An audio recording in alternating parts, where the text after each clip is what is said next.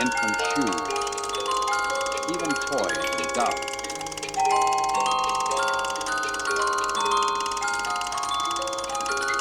These are children who survived at Auschwitz. Their parents and relatives had been murdered by poison gas. Most of them have forgotten their names and have nothing left to identify them except the numbers the Nazis tattooed on their arms.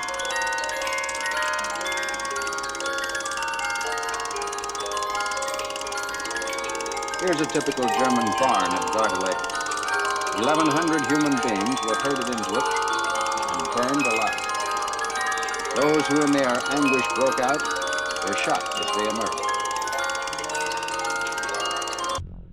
Я прямо говорю, первое мое действие при приходе чеченцев. Я нацист.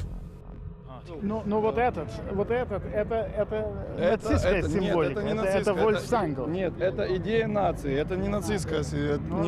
Очень похож. Национал-социалистская тематика иногда в некоторых людях она есть проступает. Как бы, чтобы была единая нация. Но не у всех, это не заложено в основе этой организации, это у некоторых людей есть. А у вас? У меня лично есть. В смысле, объясните.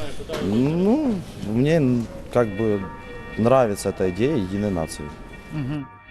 Я хочу, чтобы нация была единая, чтобы один народ, одна страна, одна нация. А это подразумевается что? Как бы, чтобы чистая нация. Не то, что там, как бы у Гитлера как было, но в своем роде немножко, маленько, но было, чтобы своя нация.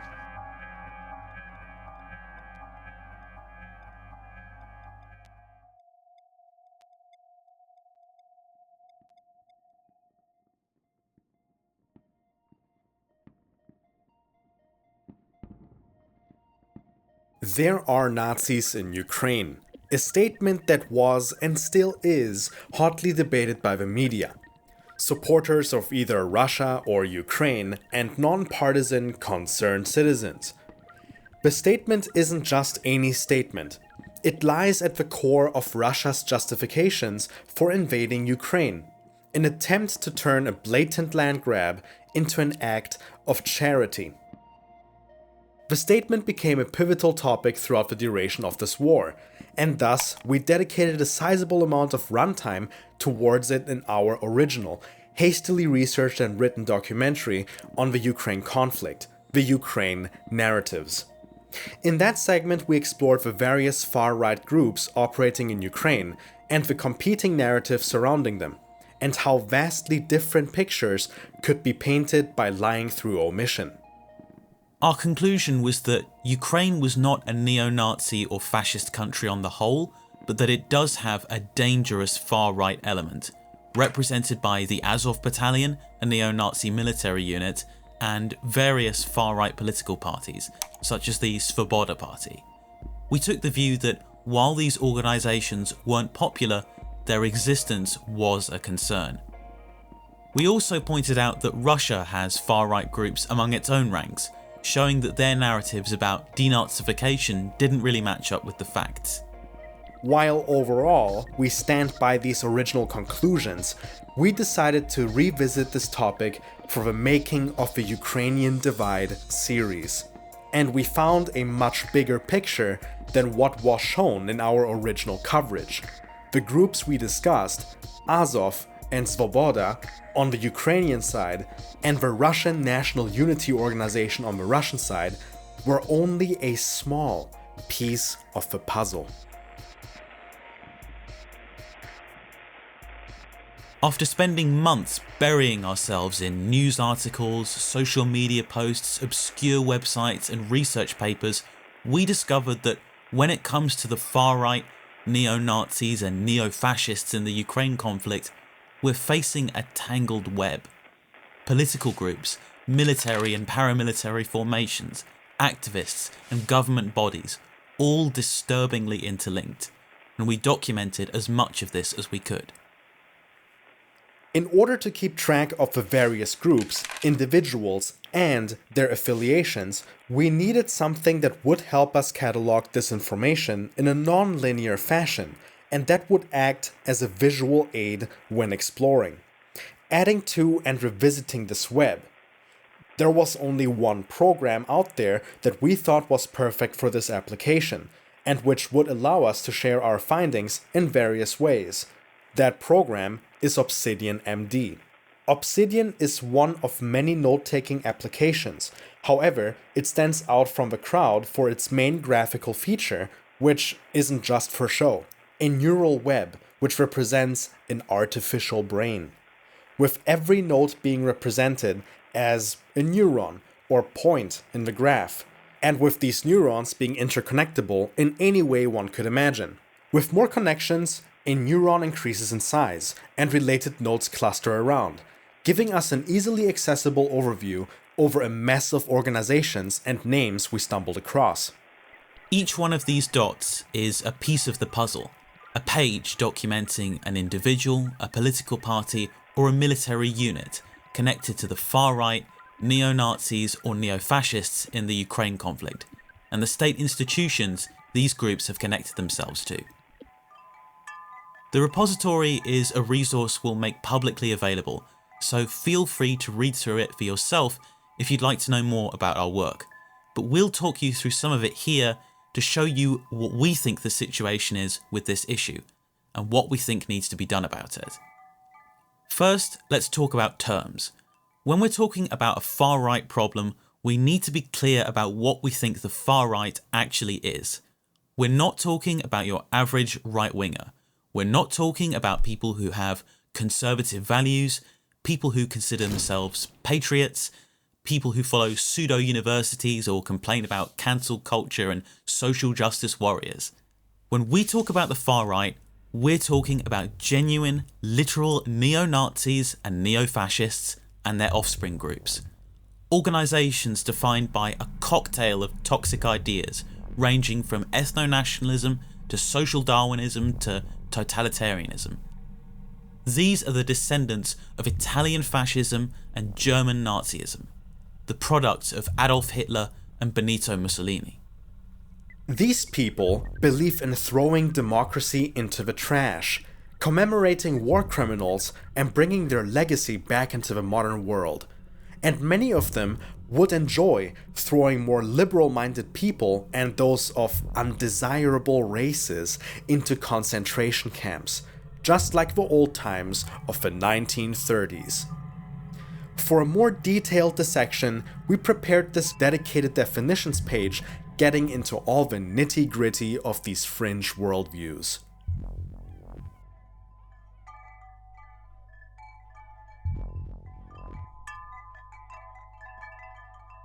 Which brings us to the Azov Battalion. When we talked about Azov in the Ukraine Narratives documentary, we described them as a neo-Nazi military unit which emerged in 2014, at the start of the Donbass war between Ukraine and the pro-Russian separatists. And that's true, but they have a lineage that actually goes back a lot further. Azov started as the offspring of another organisation called Patriot of Ukraine, which had its origins as a wing of a political party called the Social National Party of Ukraine, which was formed shortly after Ukraine regained independence in the 1990s.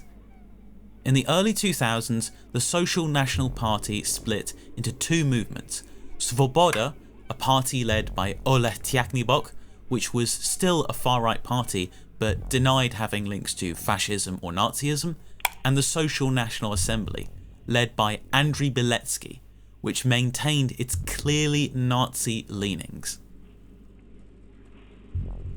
In fact, we found an archived copy of the Assembly's manifesto, and when you read it, it sounds like something Hitler could sue for plagiarism over, with its pillars including promoting racism and ties to ancient Aryanism, opposing democracy, and calling for the formation of an expansionist Third Empire.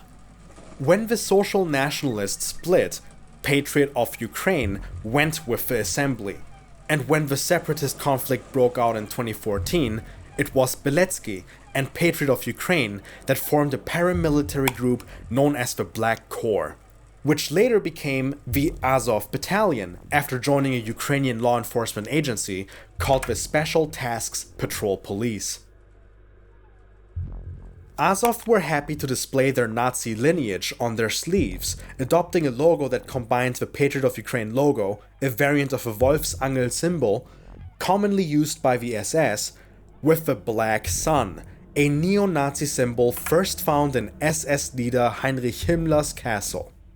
Now, it's worth noting that officially, Azov has always denied that these symbols were based on Nazism, with Bilecki claiming that the Wolfsangel logo was a purely Ukrainian symbol, encouraging the media to not pay attention to the imagination of those trying to give secret meanings to it. But these denials are paper thin at best. Again, you can just take a look at the manifesto, a manifesto Bilecki wrote, by the way, which shows very clearly that these organizations were borrowing ideas from Nazi Germany. And if that doesn't convince you, we can compare the national idea to interpretations of the Wolfsangel and see the similarities. Take for example this Wolfsangel variant, used by a US-based neo-Nazi group called the Aryan Nations.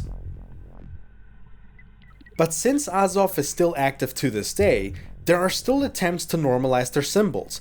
For example, we looked at this video, which claims that any attempts to connect the national idea to the Wolfsangel are simply Russian propaganda. What is the meaning of the symbolism of the Azov forces? Many journalists and foreign observers ask what the symbol used by the Azov regiment in Mariupol and fighters of the Azov forces all over Ukraine means. Since a lot of fakes are circulating on the internet on this issue, we publish explanation from the unit's fighters. The sign placed on the Azov chevrons and flags is the idea of a nation. It is created from two letters, I and N. These are traditional letters from the ancient Ukrainian alphabet. Some people mistakenly say that the idea of a nation is a variation of the false angel rune, which was used in Germany.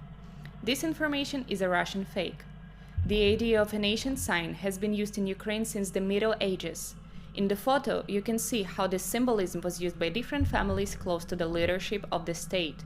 As proof of the symbol's apparent ancient history, the video showcased an image that claims to be of a variant of the national idea being used by a judge in 1601. But when we searched for this image using a Google Images search, we only found two results for it. The first is on a page about Azov called Support Azov, and the second is another far-right nationalist page, which traces the modern use of the symbol back to the Social National Party, and says it should represent a uncompromising struggle against foreign nomads.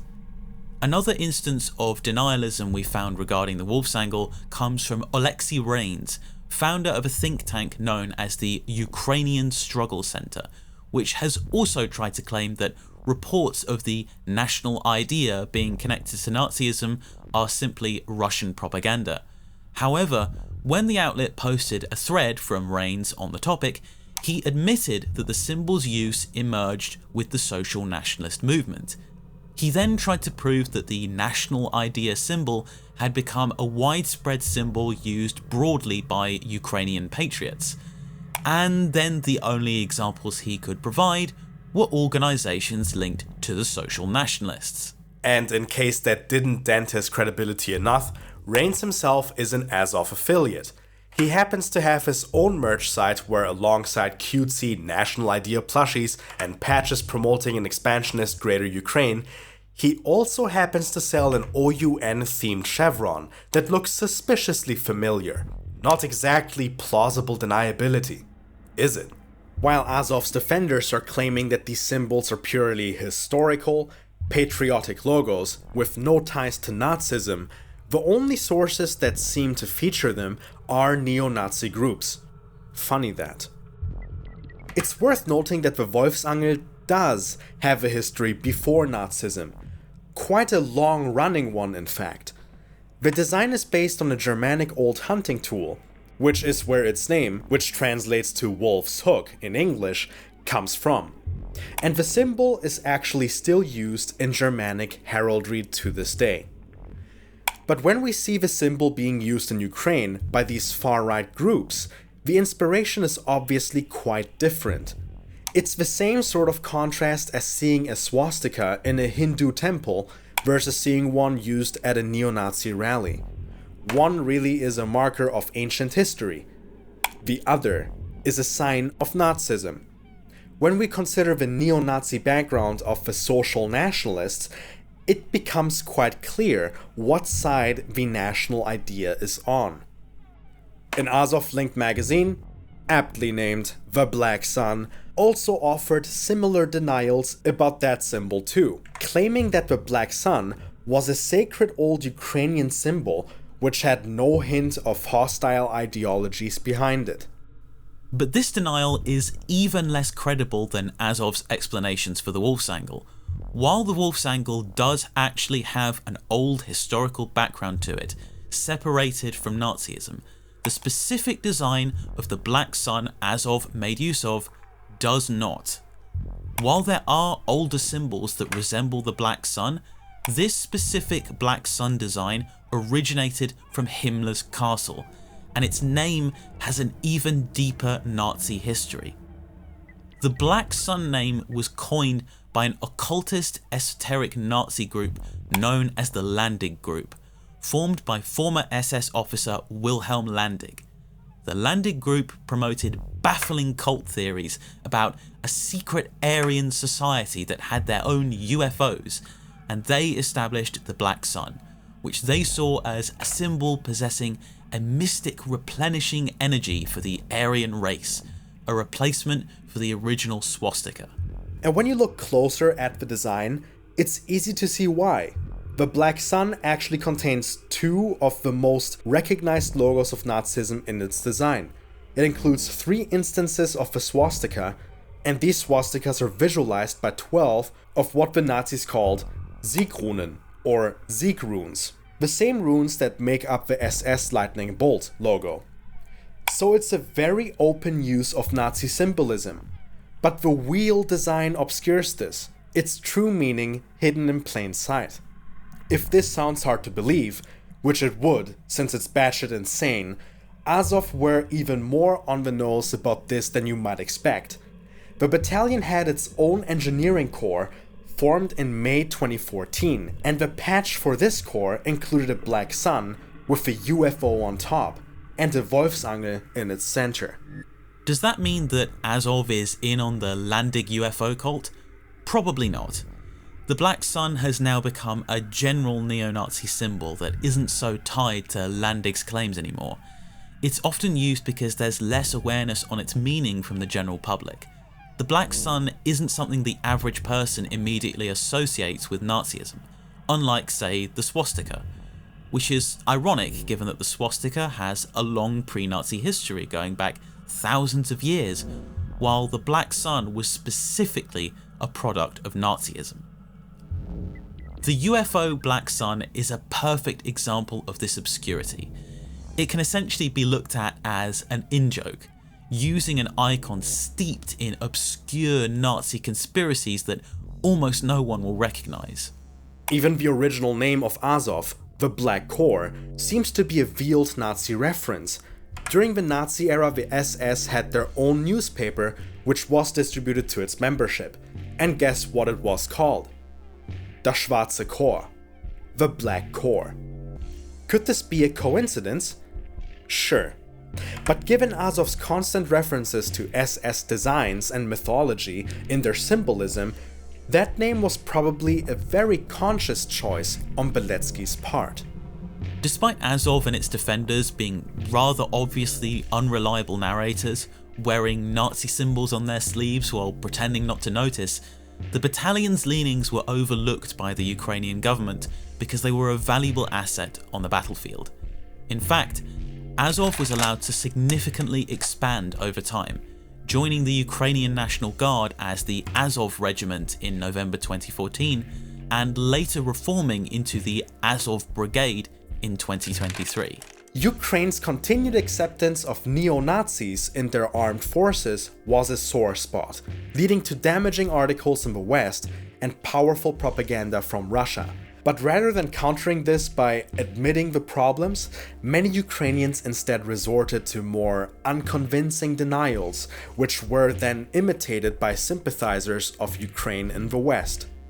Take for example this article from Ukrainian outlet Euromaidan Press, which claims that Azov is simply just another unit of Ukraine's military and not a neo-Nazi force, insisting that there are no units with any ideology in Ukraine's forces.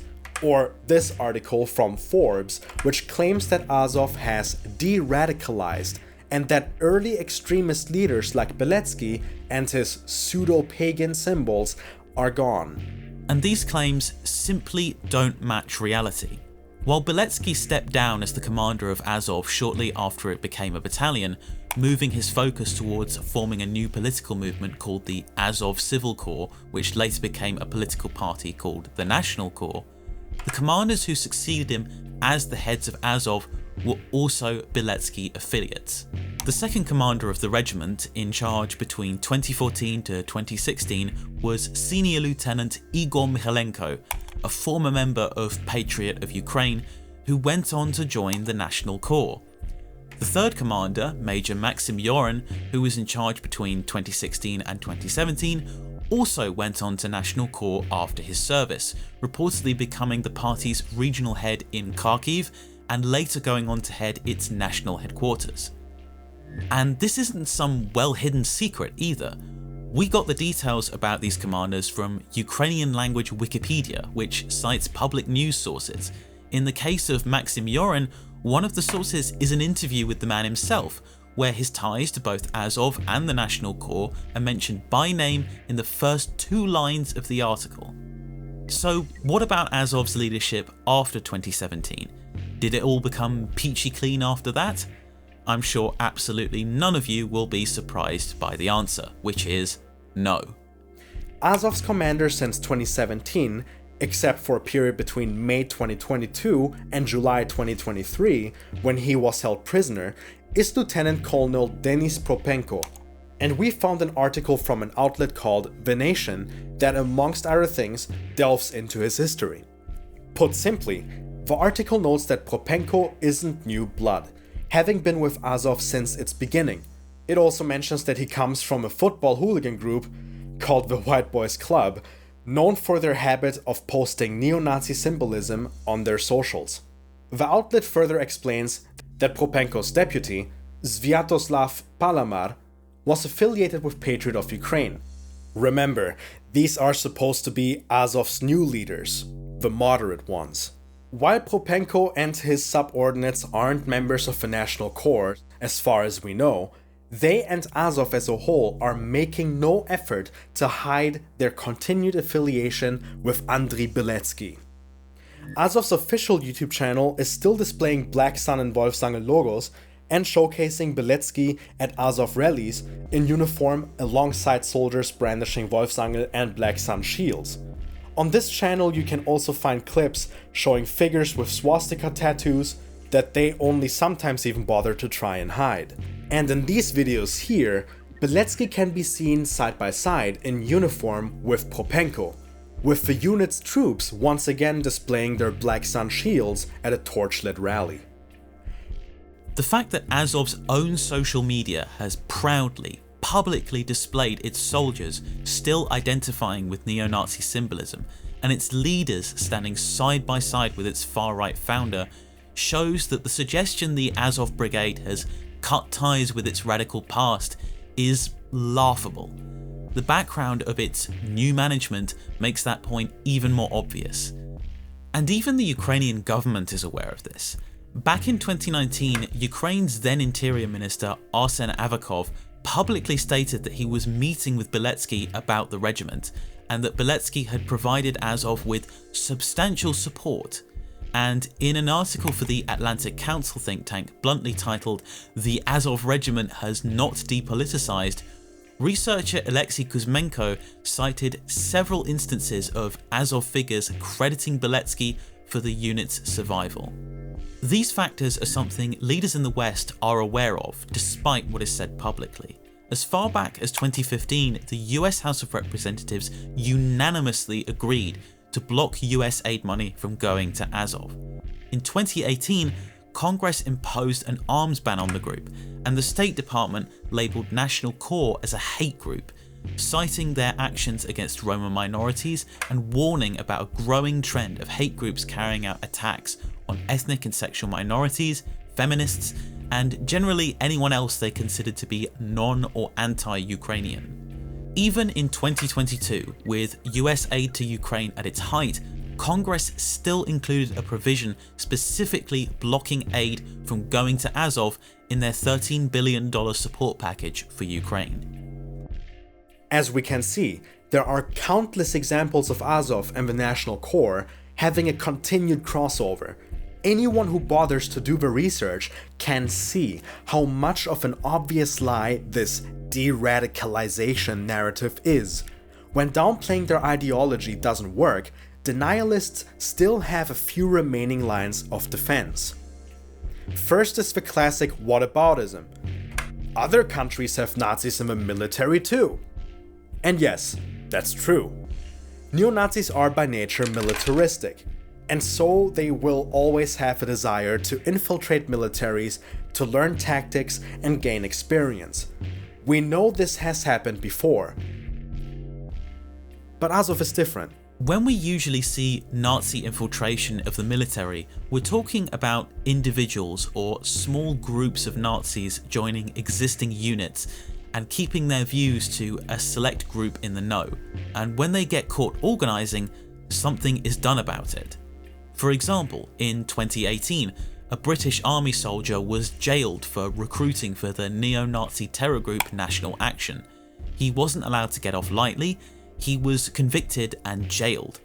With the Azov Brigade, a neo-Nazi group got to form their own unit as a collective, publicly displaying their ideology in their symbolism, with the Ukrainian government not only refusing to take action against this, but actively covering for and legitimizing the group. For whatever deficiencies there are in anti-extremist approaches in other militaries, you would not be able to form a National Action Battalion in the UK. You would end up in prison, not on a pedestal as a hero.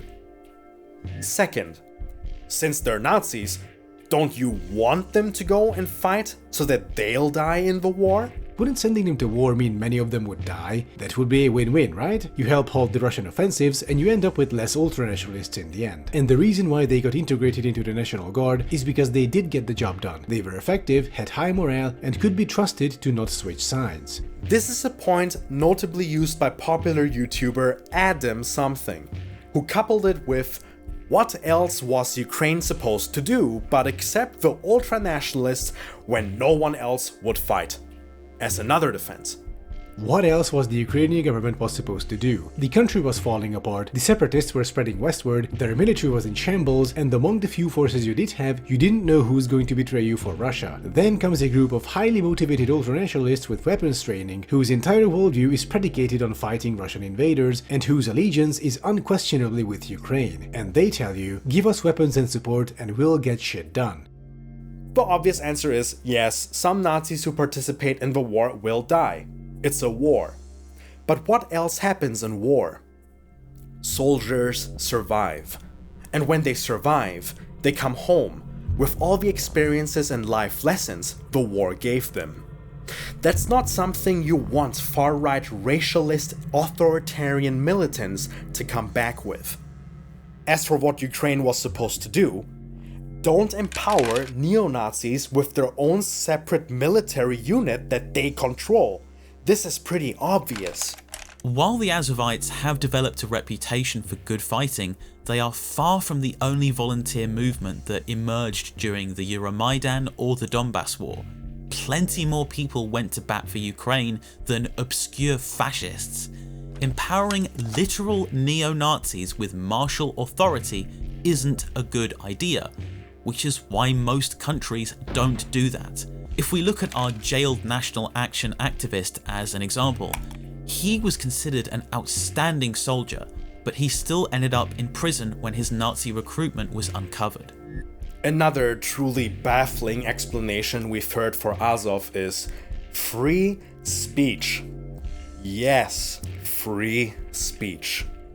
Azov was integrated into the Ukrainian military because the Ukrainian constitution gives its people a right to freedom of speech. That is a genuine argument we've heard to justify the acceptance of Azov. It was made by pro-Ukraine analyst Ryan Macbeth. And one of those units was kind of like the Ukrainian equivalent of the Proud Boys or the Ku Klux Klan. I mean, look at that battalion flag. That's not a good look. This battalion fought bravely, but they also tortured some separatists and they have a pretty extreme ideology. But Ukraine integrated this unit into their army because the Ukrainian constitution guarantees freedom of speech. Even speech you or I might not agree with. And, well, this one doesn't need much work to address. There's a massive difference between being allowed to express your opinion and being allowed to have your own private army. Which is why, despite the US having some of the most entrenched freedom of speech protections in the world with its First Amendment, it doesn't have its own neo-Nazi units like Azov. The last line of defense we found is also the most recent one, simply denying the group's history entirely. Remember the US ban on aid to Azov? In June 2024, it was revoked. A State Department spokesperson told the BBC that this was because they had found no evidence of human rights violations by Azov and that Russian disinformation attempts to conflate Ukraine's National Guard unit Azov with a militia formed to defend Ukraine against Russia's invasion of 2014, called the Azov Battalion. The State Department should probably do a basic Google search then and check out the Azov Brigade's Wikipedia page. It reads, "The Azov Assault Brigade is a formation of the National Guard of Ukraine, formerly based in Mariupol, in the coastal region of the Sea of Azov, from which it derives its name. It was founded in May 2014 as the Azov Battalion, a self-funded volunteer militia under the command of Andriy Beletsky, to fight Russian-backed forces in the Donbas War. It was formally incorporated into the National Guard on 11th November 2014 and redesignated Special Operations Detachment Azov, also known as the Azov Regiment. In February 2023, the Ukrainian Ministry of Internal Affairs announced that Azov was to be expanded as a brigade of the new offensive guard. What they said was a blatantly obvious lie. Although the structure and people changed over time, the Azov Brigade is the organization that started as the Black Corps, then became the Azov Battalion, then the Azov Regiment, then the Azov Brigade. There's a straight line connecting them. This is not Russian disinformation. It is not misinformation. It's not misleading in any way. It's a historical fact. Yet the BBC article reporting on this simply included the official's comments with no questions or pushback at all. It also stated that the current leadership of the Azov Brigade says its members have no ties to far-right organisations or any other extremist groups, a claim that has not been independently verified. Why is it that they made no attempt to independently verify that claim? We can guess. Because they know what they would find out if they did, and it wouldn't look pretty for Azov. We could go over more and more instances of denialism, but at some point we just have to say, you get the picture. This whitewashing just doesn't hold up to scrutiny, yet it persists because Western governments and mainstream media outlets have repeated it over and over and over again for years. And because most people haven't done their own research, they don't know any better. I would be lying if I said I was shocked by this. I'm not. To be shocked would imply I expected better. But the fact that so many in the media have been willing to repeat and turn a blind eye to the most blatant of falsehoods for cynical geopolitical reasons should be a stain on their record for a long time to come.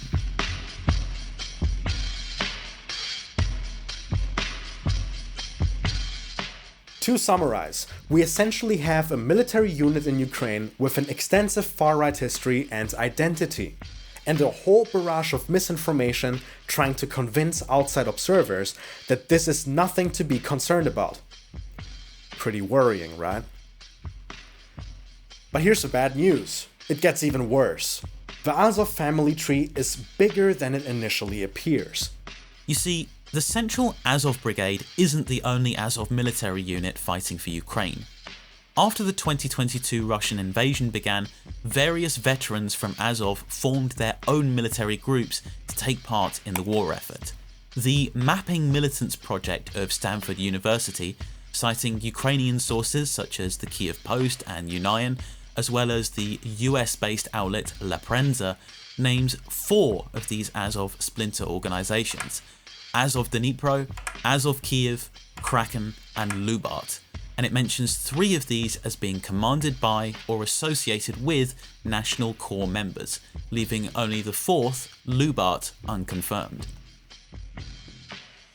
We looked into Lubart ourselves and found that in their very first social media post on Telegram, they had announced their ties to National Corps as well.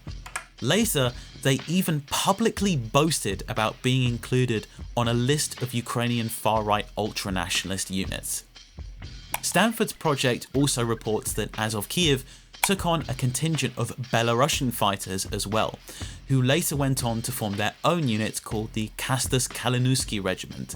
Azov Kiev has since expanded, first expanding into the Azov Special Operations Forces Regiment, Azov SSO for short, and then into the 3rd Separate Assault Brigade of the Ukrainian Army.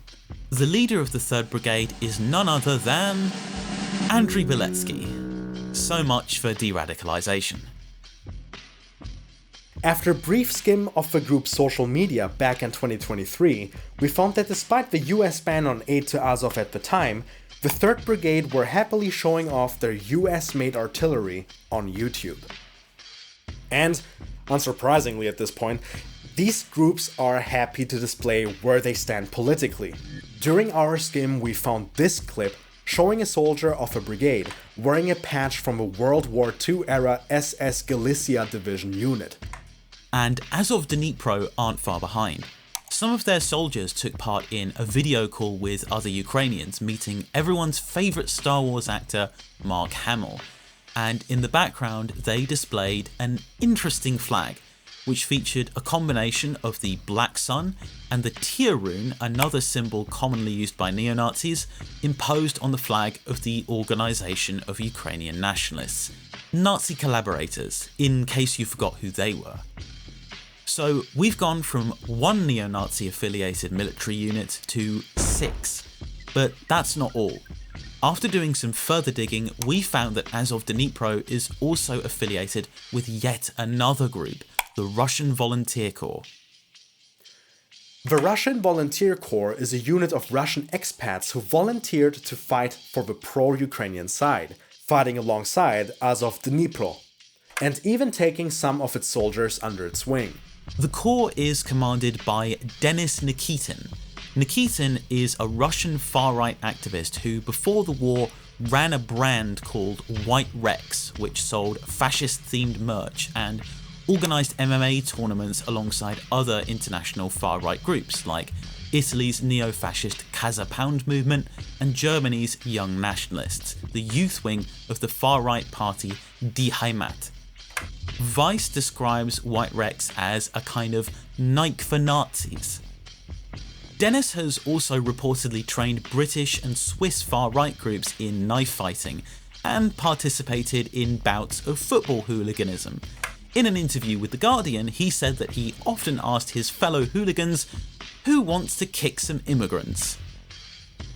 Because of this behavior, Dennis was actually banned from the entire EU Schengen area in 2019, after the German authorities said his activity was a threat to the country's constitutional order. But in 2022, Dennis got his lucky break reinventing himself as a freedom fighter, sending the Russian Volunteer Corps into battle in the Ukraine conflict and even leading multiple incursions into Russia itself, carrying out partisan attacks and kidnapping Russian soldiers to be held for ransom in prisoner exchanges. Oh, and like Azov Dnipro, the Volunteer Corps have a soft spot for old-school Nazi collaborators. Here we can see a picture of some of their troops displaying patches from the Russian Liberation Army, a group of Russian soldiers which defected to the Nazis during World War II. The Russian Volunteer Corps weren't the only participants in these border raids by pro-Ukrainian forces. Another group tied to the National Corps, the Terror Battalion, also participated. The Terror Battalion is a unit of Belarusian expats who decided to join the Ukrainian side, and they're led by a neo-Nazi called Rodion Batulin. The Terror Battalion started as part of Kastos Kalinowski Regiment, formed after the 2022 invasion. But some of this regiment's forces, the Terror Battalion included, later split off from the regiment in December 2022 and formed what they call the Belarusian Volunteer Corps. Both of these formations are again affiliated with the far right. Their ties to the National Corps come from Batulin's association with a prominent National Corps figure, Sergei Korotkik. Korotkik is a Belarusian national who moved to Russia in the early 2000s, starting up an organisation called the National Socialist Society, or NSO. The NSO was banned in Russia in 2011 after members of its northern branch were found guilty of carrying out 28 racially motivated murders in Moscow. After the NSO's ban, Korotkik left Russia for Ukraine, later joining the National Corps. And this isn't the only strange affiliation Denis Nikitin and the National Corps have with foreign far-right groups. Denis has also organized his fight tournaments at a place called the Reconquista Club in Kyiv, which just so happens to be the meeting place of another group, the Reconquista Movement, a coalition of international far-right groups hosted by National Corps. This movement's main goal seems to be networking these various far-right groups and figures together, usually through various panel events. For example, these pan-European conferences, which included the previously mentioned Casa Pound and Young Nationalists, as well as another German group, the Third Path, and a Norwegian party called Alliance, Alternative for Norway. Other events hosted by Reconquista include the Homeland Seminars and the Pact of Steel conferences, because these guys are just the pinnacle of subtlety. The Reconquista movement is led by the National Corps' international secretary, a woman called Olena Semeniaka, and it turns out that this isn't her only project. Semeniaka also coordinates an NGO called the Intermarian Support Group, which aims to foster connections between the National Corps and parties located in Ukraine's neighbor countries, calling for regional integration between the Baltic, the Black, and the Adriatic Seas. The name of the organisation, Intermarium, is a Latinization of a Polish word which translates to between seas. It references a historical concept envisioned by Polish leader Józef Pilsudski after the collapse of the Russian Empire in the early 1900s. The concept aimed to unite Central and Eastern European nations into a federation, a Slavic Europe, if you will. It was complemented by an idea Pilsudski called Prometheism, the splintering of Russia into several smaller states that couldn't threaten the new federation. The Intermarium support group modified this idea by shifting from the concept of a federation towards a coalition of independent states, almost like a fascist EU, that can act as its own power block in the world between what National Corps sees as its rivals, an overly aggressive Russia and an overly liberal European Union. Залишили її один на один з агресором. Крах міжнародного права змушує народи і держави знову виборювати своє місце під сонцем. Саме тому Росія ніколи не відмовиться від спроб відродити радянську імперію, а Захід залюбки прикриється від неї своїми східними сусідами. Тому що розслаблений Євросоюз, переживаючи внутрішню кризу, перестав бути еталоном безпеки та стабільності. Віра у всесилля бюрократичних механізмів робить його беззахисним перед ірраціональним ворогом, таким як Росія та ісламський фундаменталізм. Європа з націях, Україна, Польща, Білорусь, Литва, Латвія та Естонія являють собою потужний геополітичний пояс, що об'єднує Балтику, Чорне море і є транспортним коридором між Заходом і Сходом.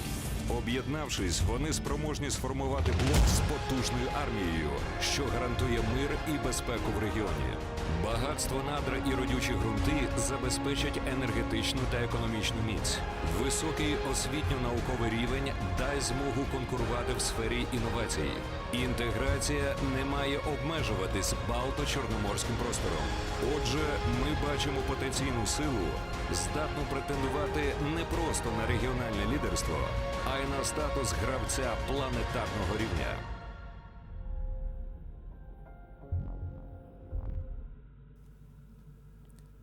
And the Intermarium NGO has managed to make some inroads with these ideas, achieving representation as a group in the Estonian parliament thanks to the Estonian Conservative Party, and the Lithuanian parliament thanks to a coalition of 3 right-wing Lithuanian parties, with these branches allowing Intermarium to further its geopolitical agenda and spread pro-Azov propaganda. And while Azov's views are anything but inclusive, the Intermarium has a rather flexible admissions policy for their target countries, promising that they could remain in other alliances like NATO or the European Union while being part of the Intermarium. Presumably they're taking some inspiration from the examples of Poland and Hungary here, which have stayed in the EU to reap its benefits, but refusing to play by its rules. Just as the original Intermarium concept was complemented by the Prometheism concept, the Intermarium NGO is also complemented by another group sponsored by Semeniaka called the New Prometheism Initiative, which denounces the idea of democratic reform in Russia and claims that the only way to fight Russian imperialism is by freeing its many indigenous peoples and developing the Intermarium. The initiative is sponsored by various groups in Finland, Estonia, Latvia, Lithuania, Poland, and Croatia. It might seem like these ambitions to break up Russia are at odds with the National Corps' ties with Russians like Denis Nikitin and the Russian Volunteer Corps, but if you think about it, it makes more sense than it initially seems. The Volunteer Corps are very explicitly ethno-nationalists, so giving up the Russian territories that are populated by minority groups makes it easier to pursue their agenda. Essentially, it's quid pro quo. Ukraine gets a smaller Russia, Denis gets a whiter Russia. We could essentially say that Intermarium and New Prometheism are the National Corps' wings for geopolitical outreach with a broader agenda, while Reconquista is its wing for ideological outreach, connected with those sharing its far-right ideals. Alongside these organisations, Semeniaka and the National Corps also have more informal relations with various other neo-Nazi groups, which have been identified by the investigative group Bellingcat. The first of these is another Russian expat group based in Ukraine called Wotan-Jugend, which hosts various neo-Nazi themed events like concerts, weapons training seminars, and Hitler worshipping ceremonies dubbed Führer Nights. Similar to the White Rex, the group also distributes Nazi merch. Wotan-Jugend is additionally known for spreading propaganda glorifying neo-Nazi terrorists, such as Timothy McVeigh, who killed 168 people in a bombing attack, Anders Breivik, who killed 77 in a combined bombing and shooting attack, and Brenton Tarrant, who killed 51 in a series of shooting sprees. And this isn't just for show. Wotan-Jugend and its friends in the National Corps have networked with figures responsible for real-world violence. Specifically, a US-based neo-Nazi gang called the Rise Above Movement, which participated in street battles during the infamous Unite the Right rally in Charlottesville. Now, apologists for Azov have tried to dismiss this connection by pointing out that the charges against the RAM for these violent attacks were dropped, but when we looked into this case, we found out the interesting reason why. It turns out that the group's guilt regarding the violent acts they committed wasn't the issue in question. The issue instead was that the FBI used unconstitutional sections of an anti-riot law to build their case. Once these unconstitutional provisions were dropped, the case restarted and the RAM was indicted again. The National Corps themselves also offered their trademark paper-thin denials regarding the RAM, with Elena Semeniaka claiming in an interview with the Radio Free Europe outlet that there was no real evidence of Azov's involvement with the RAM, then immediately after admitting that the RAM had visited Azov to learn their ways.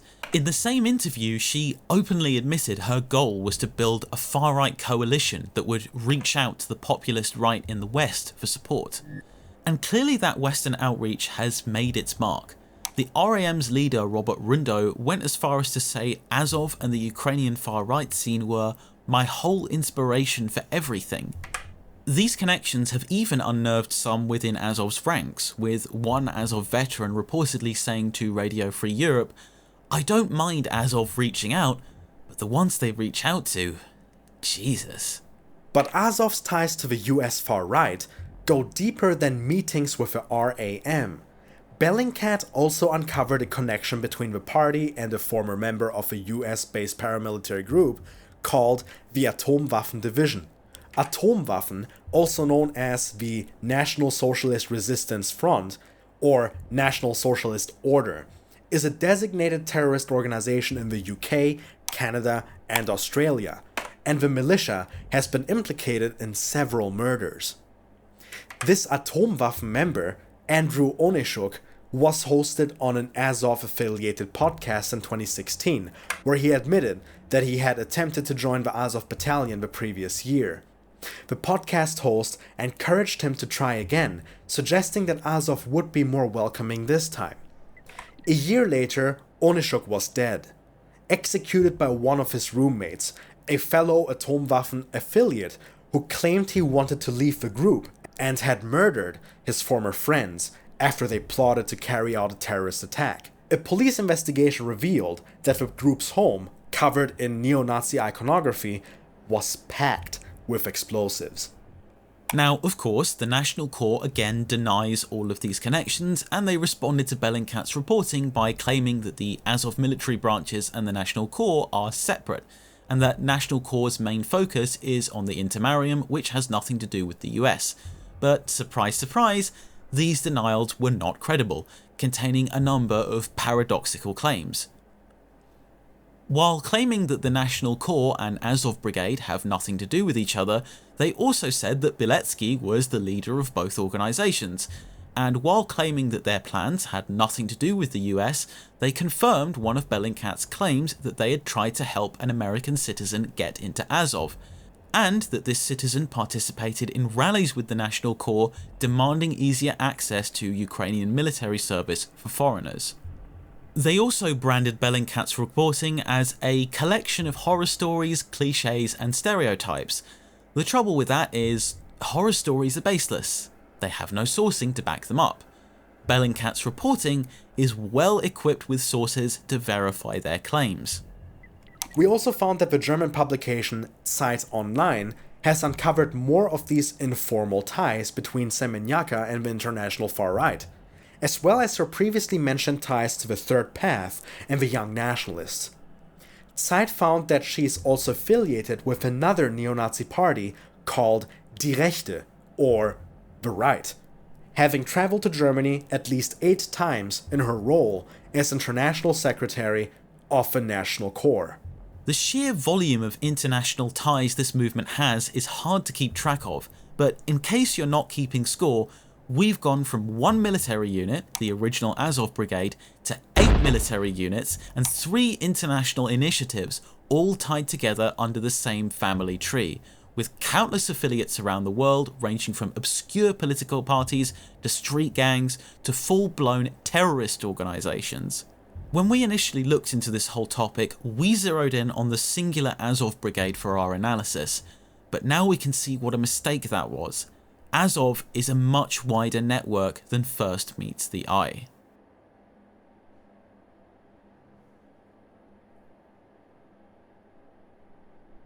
But while our first mistake was failing to realise the scale of Azov and its many branches, our second was hyper-focusing on Azov entirely. This is a mistake many outlets who dared to tackle the topic of the Ukrainian far-right have made over the years, developing a kind of Azov tunnel vision, where there's far more out there to cover. Ironically, this is even a mistake made by pro-Russian propagandists, who have the most to gain by drawing attention to this whole far-right umbrella. They often fixate on Azov, and as a result, that's where most of the narrative battles on this issue take place. With the rushed production cycle of our original Ukraine Narratives documentary, where writing and editing was done in roughly 2 weeks or less, we fell into this trap too, and we didn't even come close to uncovering the big picture on this issue.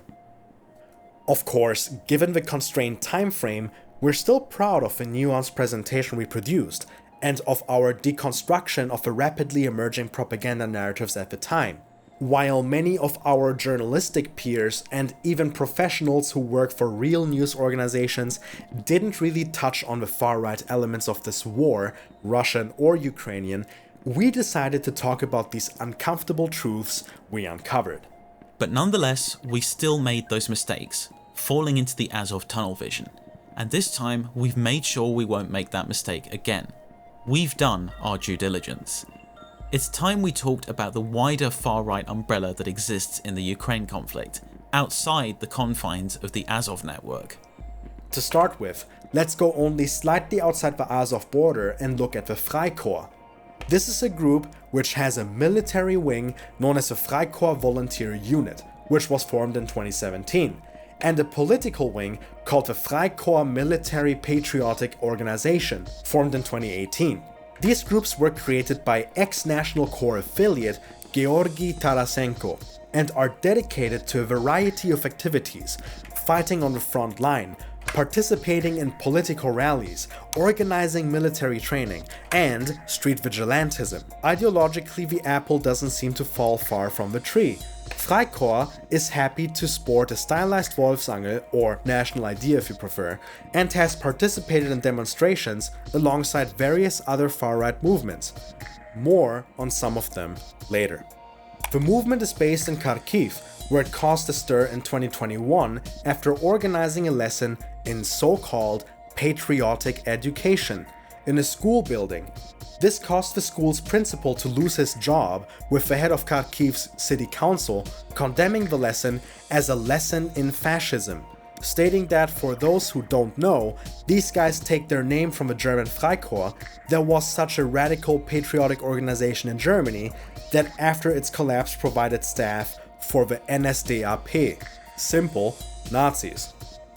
A year later, the invasion broke out and Tarasenko was killed early into the conflict. His organization lives on, however, and as of early 2024, the volunteer unit is still active in the Kharkiv region. For their part, the Freikorps refer to themselves as national conservatives, rather than fascists, Nazis, or social nationalists, and they claim their name comes from older German Freikorps groups formed as far back as the 18th century, rather than the Freikorps militias of the 1920s that went on to support the Nazis. Those older Freikorps units definitely did exist in history, but that still doesn't mean that the Ukrainian Freikorps of today are harmless moderates. Their social media posts can clue us into that. The group has happily commemorated the SS Galicia division as national heroes and celebrated the legacy of Stepan Bandera, and they've offered praise to various groups from the Ukrainian far right, such as the Brotherhood, UNA UNSO, and the Ukrainian Volunteer Corps. Again, more on them later. The Freikorps have also keenly offered their thesis on international politics, looking to the outbreak of the War on Terror as proof that liberal democracy has failed, having degraded and failed to offer anything for human development. What the group wants to replace it with, they didn't specify, but another post gives us a clue. After the coalition withdrawal from Afghanistan in 2021 and the acceptance of Western nations that they would have to, on some level, talk with the Taliban, the Freikorps looked at the EU's willingness to negotiate with a totalitarian, anti-LGBT, anti-feminist group as proof that the Western world would put pragmatism first and keep backing Ukraine even if nationalists came to power, that would hang these liberals on the Maidan. And although they've looked to less authoritarian figures like Hungary's Viktor Orban and US Republican Governor Glenn Youngkin as role models, they also commemorated Chilean military dictator Augusto Pinochet, who came to power by deposing an elected leftist leader and created a junta that would go on to organize Operation Condor, a massive, violent purge of leftist dissidents across South America. So just as the national core, the Freikorps moderation, is only skin deep. As for some of these other far-right groups totally outside Azov's orbit, we talked about some of them already in the first episode of this series. How the right sector and Svoboda movements involved themselves in the Euromaidan protests and turned to paramilitarism with their so-called Maidan self-defense groups, later converting into full-blown military activity after the Donbass war broke out. With right sector forming a unit called the Ukrainian Volunteer Corps and Svoboda forming a unit called the Sich Battalion. And in order to explore the wider far right, it is worth looking into these groups in more detail. Svoboda we've already mentioned before. Alongside the National Corps, they're one of the heirs to the original Social Nationalist Party. Svoboda is the wing of the party that tried to present a more moderate image, with its leader Oleg Tyatnybok ditching the Wolfsangle logo and replacing it with a three-fingered salute, a stylized representation of Ukraine's national emblem, the trident. But according to the Center for Eastern Studies, a Polish state-backed think tank, Svoboda has closer ties to its original lineage than it likes to admit, with the party's platform continuing to reference ethno-nationalism and its members continuing to commemorate the Nazis and their collaborators. In fact, one of Tyatnybok's advisors and top electoral candidates even went as far as founding a research group called the Joseph Goebbels Political Research Center, which included translated articles from Nazi party figures and even included a coded Heil Hitler in the domain name. The BBC also picked up on Svoboda's unconvincing reformism in 2012, a year before the events of the Euromaidan, contrasting Tyatnybok's election season remarks about not being against anyone with remarks he'd made previously calling for Ukrainians to fight what he called the criminal activities of organised Jewry, and demanding a crackdown on a supposed Muscovite Jewish mafia. Despite being a supposedly reformist leader, Tyatnybok stood by his remarks when confronted on them by the Kiev Post. Now we've talked about Svoboda, we can tell you what happened to the volunteer unit they gave their backing to, the Sich Battalion. The battalion was disbanded in 2016, only 2 years into the Donbass war. But like some of the other volunteer units, they jumped back into action after the 2022 invasion, with the battalion's veterans coming out of retirement to reform the unit. It now continues to operate under the name of the 49th Infantry Battalion of the Ukrainian Army. Svoboda's continued patronage of Ukrainian units has caused further embarrassment for those trying to promote the ideas that Ukraine's military is de-radicalized and its Nazis don't exist. Interestingly, it seems that National Corps has taken some lessons from Svoboda's playbook. Although National Corps comes from a more uncompromising wing of the social nationalist movement, and as we've seen, many of their branches and affiliates are very open about their Nazi views, the party itself has learned to play the optics game too, using their own stylized trident as their logo instead of a Wolfsangle, and promoting a manifesto free of the blatantly Nazi platform promoted by the Social National Assembly. As for Right Sector, they have a more diverse origin. Right Sector itself was formed in 2013, bursting onto the scene with armored thugs wielding red and black banners, baseball bats, and shields being littered with neo-Nazi iconography, ready to use violence wherever necessary. But the Right Sector isn't really a single unit. Similar to Azov today, Right Sector was, and still is, a conglomerate of groups. It included some names you've already heard of, like Andriy Beletsky and the Patriot of Ukraine movement, which was a part of Right Sector until breaking off to form Azov, but also other movements in Ukraine's far-right scene, such as a group called Ukrainian National Assembly, Ukrainian People's Self-Defense, formed as far back as 1990, and Trident, formed in 1993 as a subsidiary of the Congress of Ukrainian Nationalists, an OUN revival movement formed in 1992, which we mentioned in a previous chapter. This cocktail of ultranationalist groups proved to be a powerful Molotov, and as we described in the first chapter of this series, they were able to hijack what was originally a pro-EU, fairly liberal protest movement, even while openly admitting that they didn't care much for the EU or its liberal values at all. The group also gathered quite a fanbase at the time, with Right Sector's now blocked V contact page reaching up to 50,000 members, making it hard to estimate how many active members Right Sector really had. The organisation had humble beginnings, however, as time showed, the group was not to be underestimated. And like the Azovites, Right Sector also took on various foreign groups into its ranks as well, recruiting Chechen independence fighters known as the Sheikh Mansour Battalion and Belarusian fighters under the name of Tactical Group Belarus into the Ukrainian Volunteer Corps. But due to Right Sector's disjointed nature, it also ended up fathering various splinter organizations. Some of these organizations were smaller in size, such as the so-called National Resistance Movement, a group led by former Right Sector activist Alexei Zvinarenko. In an interview, Zvinarenko blasted Right Sector's leadership as too liberal, holding back a strong activist base, attacking the coalition for being, as he put it, Jewish-led and having a bulging nose. After leaving Right Sector, he joined another far-right affiliated militia unit known as the Revanche Battalion. With the National Resistance, he promotes a form of right-wing politics free from the liberalism he saw in Right Sector. National Resistance follows the ideology of identitarianism, a form of European white nationalism, and they're happy to broadcast these ideas to their followers.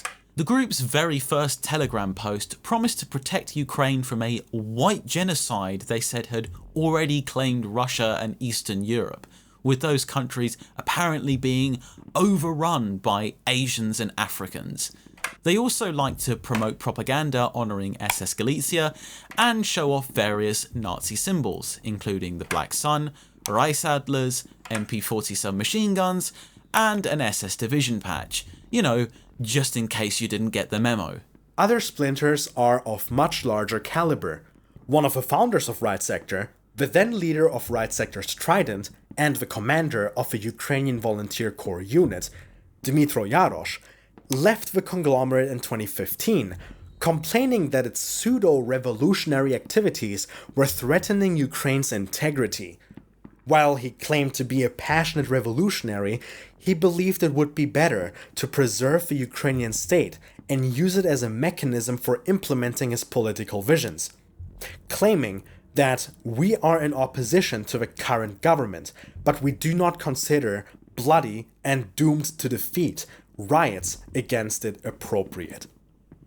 When Yarosh left Right Sector, around 20% of its membership went with him and formed their own organizations.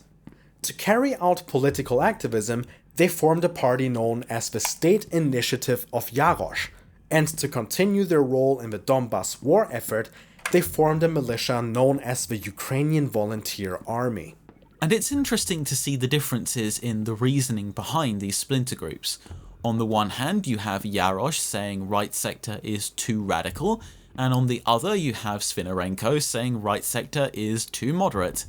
It seems that because of the movement's disjointed nature, even its own expats can't decipher where it really leans politically.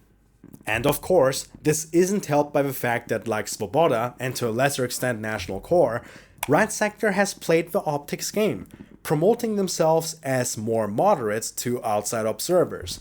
For example, back in June 2014, the group's spokesman Artem Skoropadsky was interviewed by the Foreign Policy magazine, and he openly rejected ethno-nationalism, promoting instead a more healthy kind of nationalism, civic or cultural in nature, where anyone who wanted to be Ukrainian could be if they supported the country. Skoropadsky essentially presented the right sector as a more average conservative movement, aiming to replicate a Europe of the Polish kind, and foreign policy also noted that the group had even reached out to Israel with a pledge to fight anti-Semitic provocations and racist phenomena. But the magazine went on to write that while right sector had been more careful than others like Svoboda, the group was ultimately cut from the same cloth of far-right ultra-nationalist politics. The thing is, because right sector is more of a coalition than a party like Svoboda or National Core, it's hard to say how much of this is propaganda and how much of it is right sector genuinely being less extreme than the other movements in this umbrella.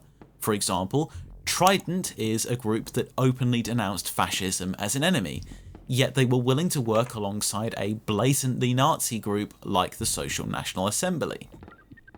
And although the assembly later left right sector and disbanded, this cooperation continues, with right sector endorsing a joint list with Svoboda, National Core, and the Yarosh Initiative for Ukraine's 2019 general elections, and supporting a joint candidate for that year's presidential elections as well, alongside Svoboda, the Congress of Ukrainian Nationalists, and another group called C14. More on them later. So even if we assume that right sector isn't as tied to fascism or Nazism as some have claimed, they are definitely part of this web of groups. While it's usually not fair to judge people through guilt by association, when we're talking about a coalition of ultranationalists trying to gain political power, it seems justified in this case. Whatever differences they may have, these groups are able to unite around common ultranationalist sentiments, common vigilante strategies, and a common opposition to liberals, leftists, progressive agendas, and compromise agreements. Since the 2022 invasion, both the original Ukrainian Volunteer Corps and the Volunteer Army have both continued operating, but pursuing different strategies. In late 2022, the Volunteer Corps decided to join the Ukrainian military, later being rebranded as the 67th Mechanized Brigade of the Ukrainian Army, while the Volunteer Army has chosen to remain independent, as an unofficial paramilitary group. But in this realm of constant multiplication and proliferation, it isn't a surprise that we see even more splinters. Another group that broke off from the Volunteer Corps is the Da Vinci Wolves, a unit formed by former Right Sector Commander Dmitry Kotsubailo, call sign Da Vinci, who reportedly was the youngest commander in the Ukrainian military and was awarded the Hero of Ukraine honor by Volodymyr Zelensky. The Da Vinci Wolves are officially known as the first separate mechanized battalion of the Ukrainian army. And once again, these battalions with far-right connections lead to some rather embarrassing photo ops and disturbing symbolism for Ukraine. Take a look at this image, where a member of the battalion is resting in a trench. The image was uploaded to social media by the Ukrainian Defense Ministry, but a US-based publication, the New York Times, noticed something rather unnerving about it. See that patch? It uses the SS symbol known as the Totenkopf, or Death's Head, a common logo of the Nazi scene.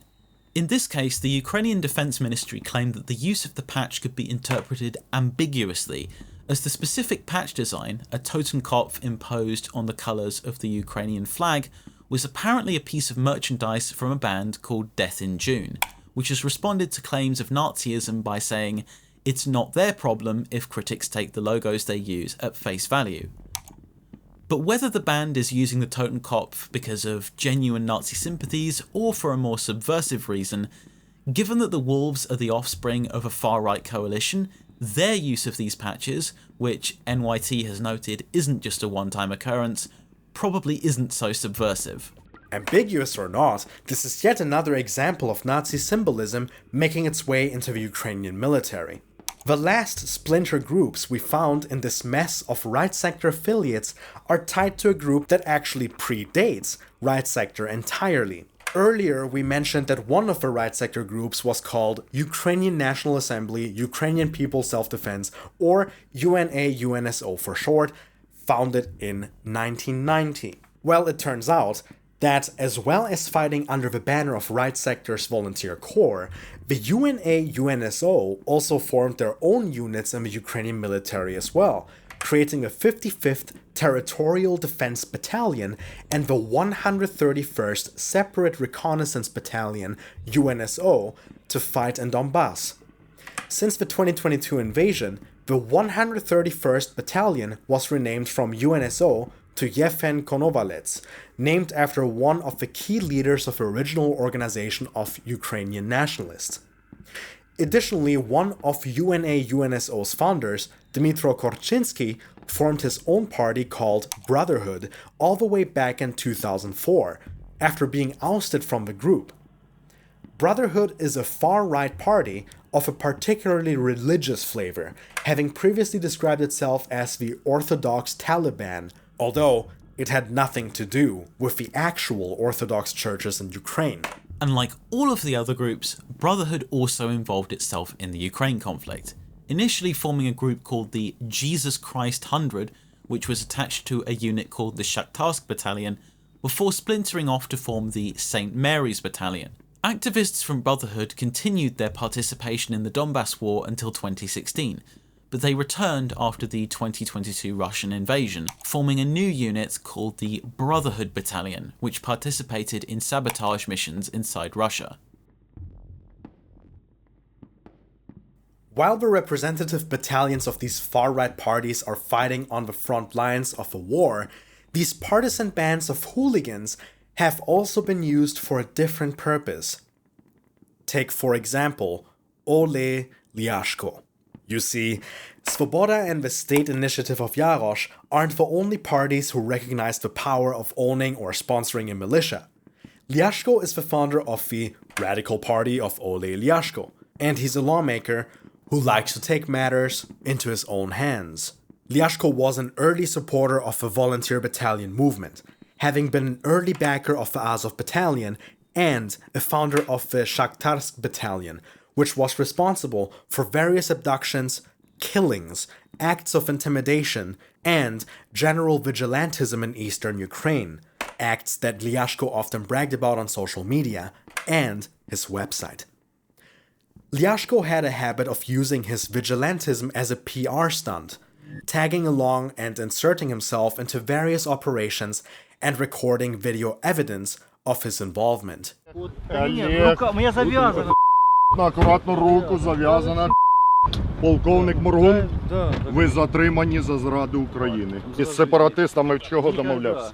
Потому что мир нужен будет. Мир. Крови было много очень в Мариуполе. Поэтому із сепаратистами Я не домовлявся. договаривался ни с кем. Через тебе кров лилась в Маріуполі. Через тебе, тому що ти носив колорадську ленточку. Ни одного человека. Сіли. Сидіть. Дивіться за ним, тримайте. Да я никуда не буду бежать. Мне бежать некуда. Скільки грошей від ватників брав? Никогда ни копейки не Не брал. бреши. Ни копейки Чого на не брал. прес-конференціях виступав з ними? Нерішимо зараз, бо зараз на якому поверсі? На третьому, зараз будеш на першому, через вікно. Іди заяву пиши. Виконуєш обов'язки мера. Чого вийшов, не зібрав сесію? Уже не з ким було збирати. Не з ким збирати. Тобто, коли наші прийшли, з больниці вийшов. А як треба було, сідай заяву пиши. Ні, давайте так. Я сказав, пиши заяву. Ти не маєш права Сергій Олексійович. дітей поза границях, а наших дітей убивають. Пиши заяву. Пиши, не виводь мене. Андрій, затримай їм. Пиши заяву. Народу України. Від боягуза і зрадника. Прізвище, як твоє прізвище? Від боягуза і зрадника Самсонова. Заява. Покаяння. Пиши, бо зараз за грибу і в тюрму поїдеш. І 15 років будеш сидіти за сприяння сепаратизму. Я Самсонов.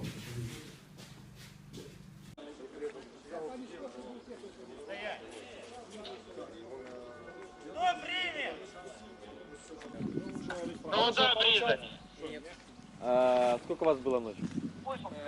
Мы стояли на первом блоке.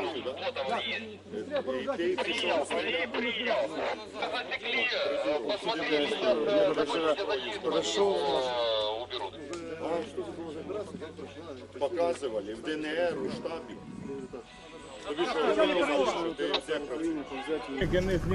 Ні, я кажу, познімайте, для чого ви? Щоб вони не бачили. Ясно. Так положено. Ясно. Оце хто? Як фамілія? Вовк. Як? Вовк. Доброго дня. Доброго дня. Як фамілія? Звати? Ігор. Це ви міністр оборони Донецької Республіки? Які заслуги частного підприємця міністром оборони на важливу відповідальну посаду міністра оборони Донецької Республіки? За які такі заслуги? Объясняю, потому что когда произошел захват облгосадминистрации, там творился бардак и мародерство. Ти в цьому захваті участвував? Нет, я был Тебе на... теж там не було? Я был на работе в тот момент.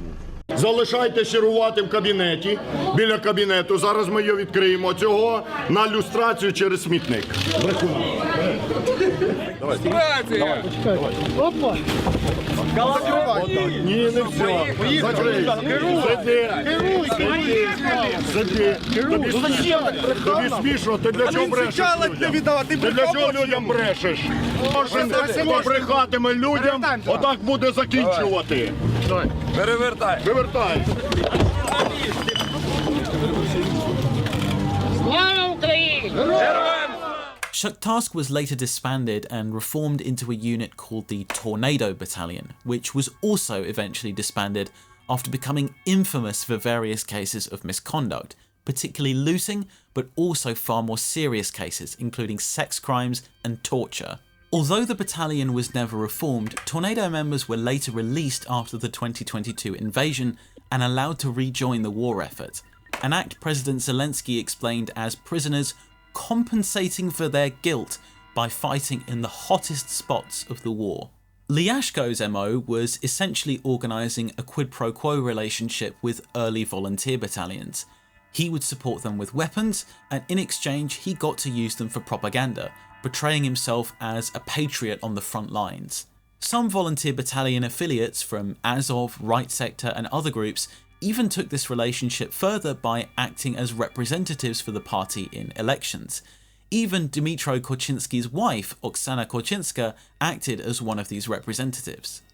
These actions caught the attention of Amnesty International, who reported that Lyashko and his gang of thugs were committing acts of vigilante injustice with impunity, calling out the fact that there was no due process present in any of the abductions Lyashko ordered or participated in, and noting that if his actions went unpunished, it would set a precedent that any self-absorbed MP or dubious party could have their own gang of mercenaries and do with them as they pleased. And Amnesty's prediction ended up coming true.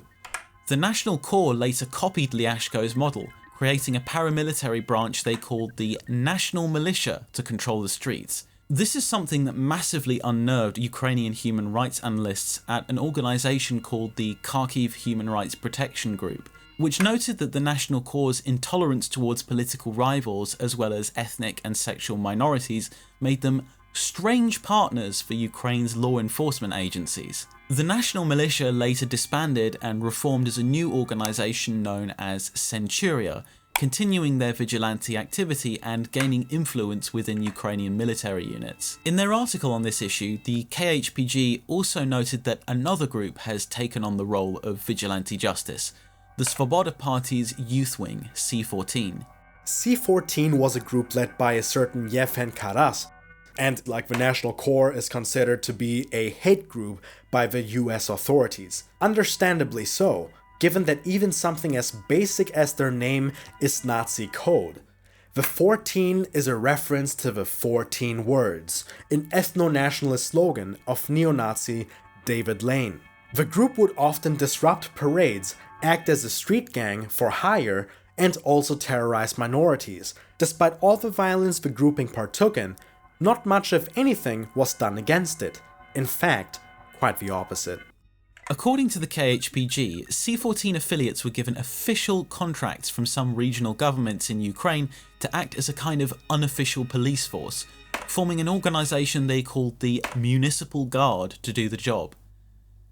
Similar to the National Militia, the group later reformed itself and rebranded. In C-14's case, they became an organisation known as Foundation of the Future in early 2020. The group is still active today.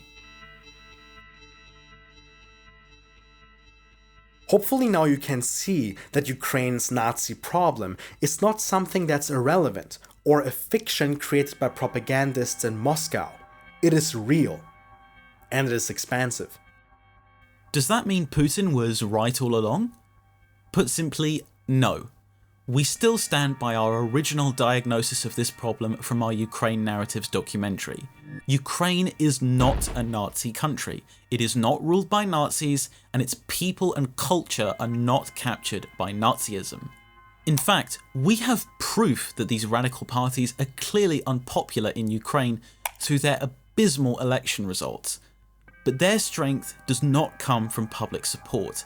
It comes from apathy, from their rampant proliferation of paramilitaries and party-backed militias, the refusal of the Ukrainian authorities to react and disband them, and the whitewashing of far-right movements in Ukraine's public consciousness.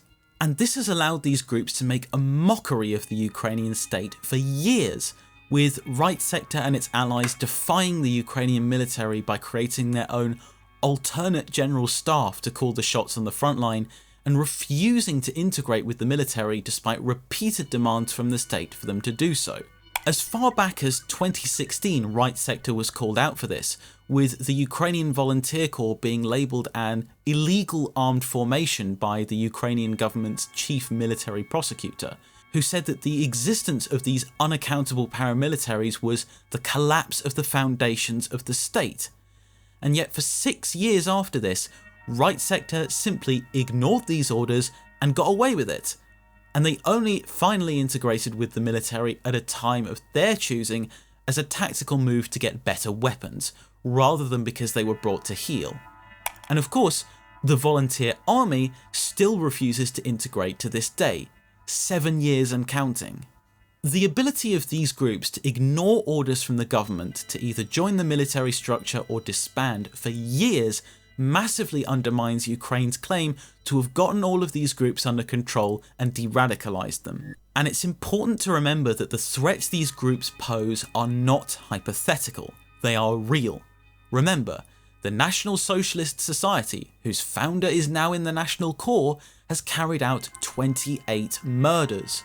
The Atomwaffen Division, which has ties to National Corps, has carried out several more. Wotan Jugend spends its time glorifying terrorists who have killed hundreds. Denis Nikitin and his crowd have carried out hooligan attacks. Right Sector, the National Militia, Centuria and others have participated in mob violence, and these groups have ties to far-right and neo-Nazi organisations around the world, offering training and promoting propaganda, praising terrorist figures and a worldview of hate. These are the organisations Ukraine is putting trust in to defend their country. These are the organisations being allowed to gain military experience and legitimacy, even as they make it blatantly clear how little respect they have for the elected leadership in Ukraine. In 2021, Dmytro Yarosh threatened to use force against the Ukrainian government to stop them arresting sanctioned Chechen fighters linked to Right Sector. In 2020, Andriy Beletsky claimed that Zelensky had committed treason and threatened that if he had to, he would respond to Zelensky the same way we responded to the Russians in 2014. In 2019, Elena Semeniaka said the Azov movement would create parallel state structures and use entry strategies if Zelensky was believed to be a traitor, and claimed the movement had plans to do so. The same year, Dmytro Yarosh said that Zelensky would hang from a tree if he was perceived to be a traitor to the revolution, and Rodion Batulin attacked President Poroshenko's car, an act that got him banned from Ukraine for being a national security threat, only for him to emerge again doing promos for Belarusian militias. That same year, Zelensky had to personally confront activists of the National Corps in the town of Zolote in Luhansk, after they tried to block a planned mutual withdrawal between the Ukrainians and separatist forces, infamously telling National Corps leader Denis Yantar, "I wanted to see understanding in your eyes, but instead I saw a guy who's decided that this is some loser standing in front of him, and I came to you and told you, remove the weapons, don't shift the conversation." Even as far back as 2015, Right Sector were talking about bringing down the government, and this was after already having done so before in 2014.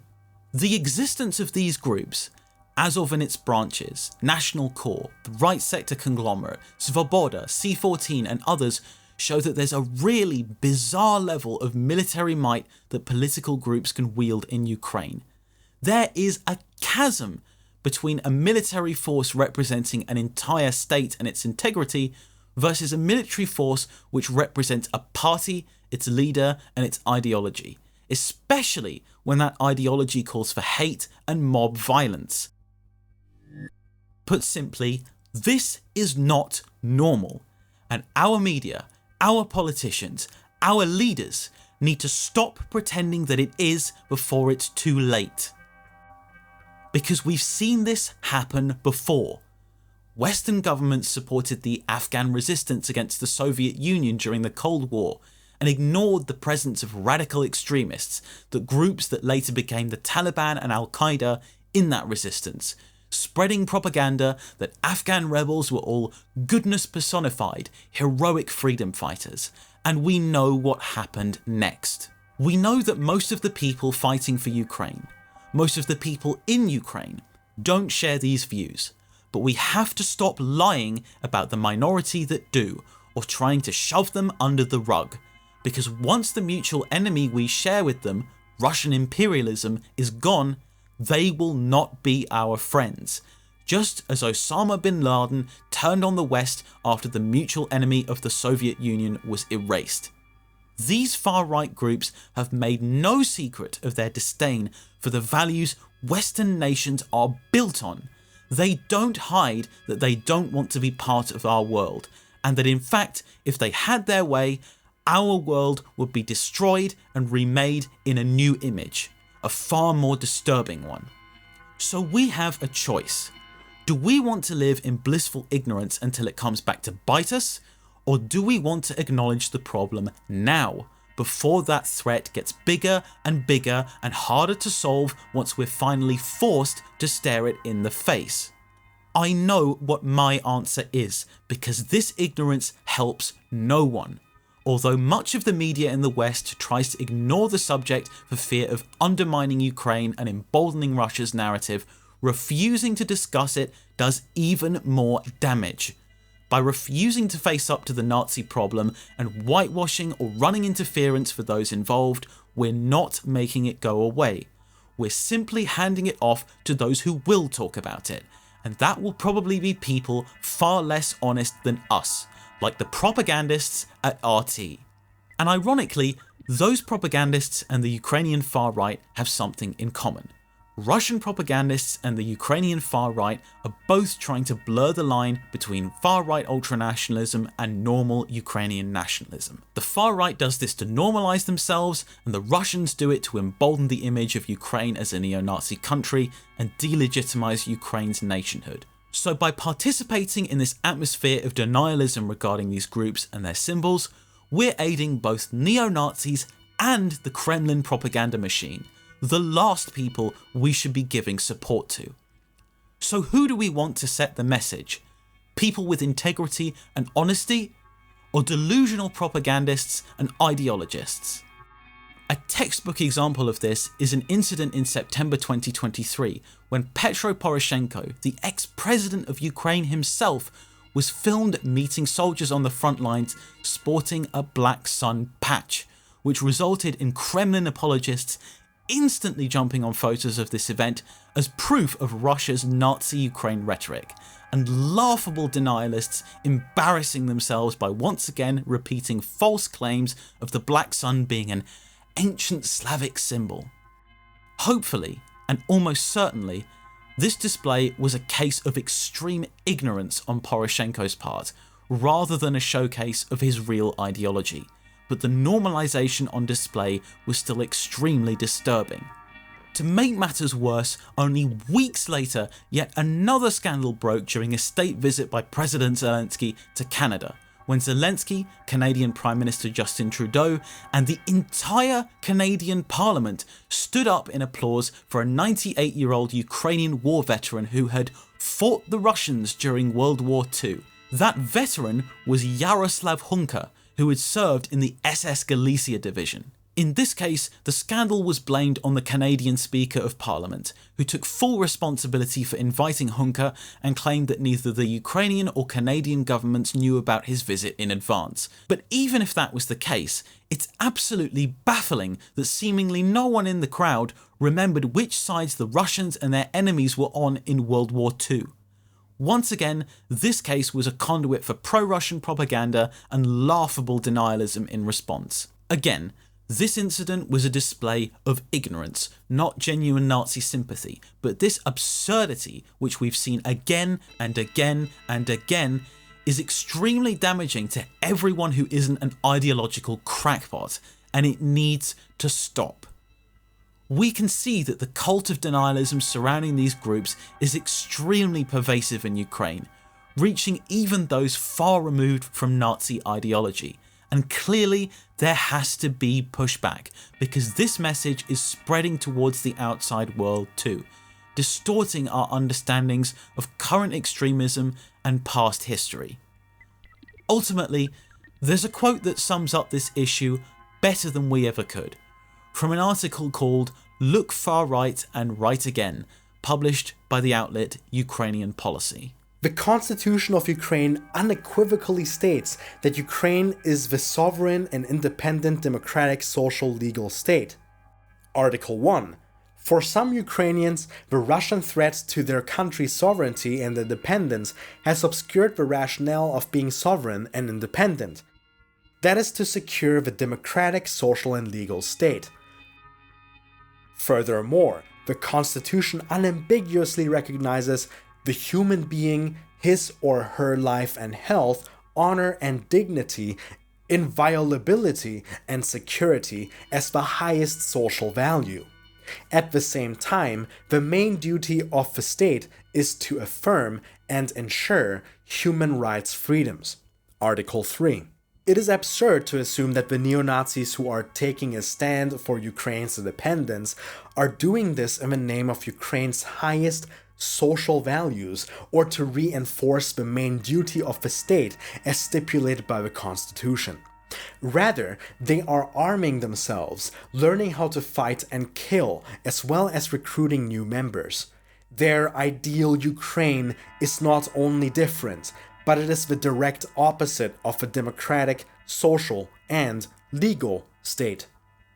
To ignore these values, to override them for the sake of sovereignty and independence, is to move closer, psychologically, in the direction of Putin's Ruski Mir without even acknowledging it. Ironically, the person who wrote this, researcher Anton Chekhetsov, later turned to denialism himself, dropping his skepticism towards Azov and embracing the messaging that they were Ukrainian heroes, even going as far as accusing Western commentators who had spoken out against them of enabling genocide. If that doesn't show how powerful the misinformation machine surrounding the far right is, I don't know what does.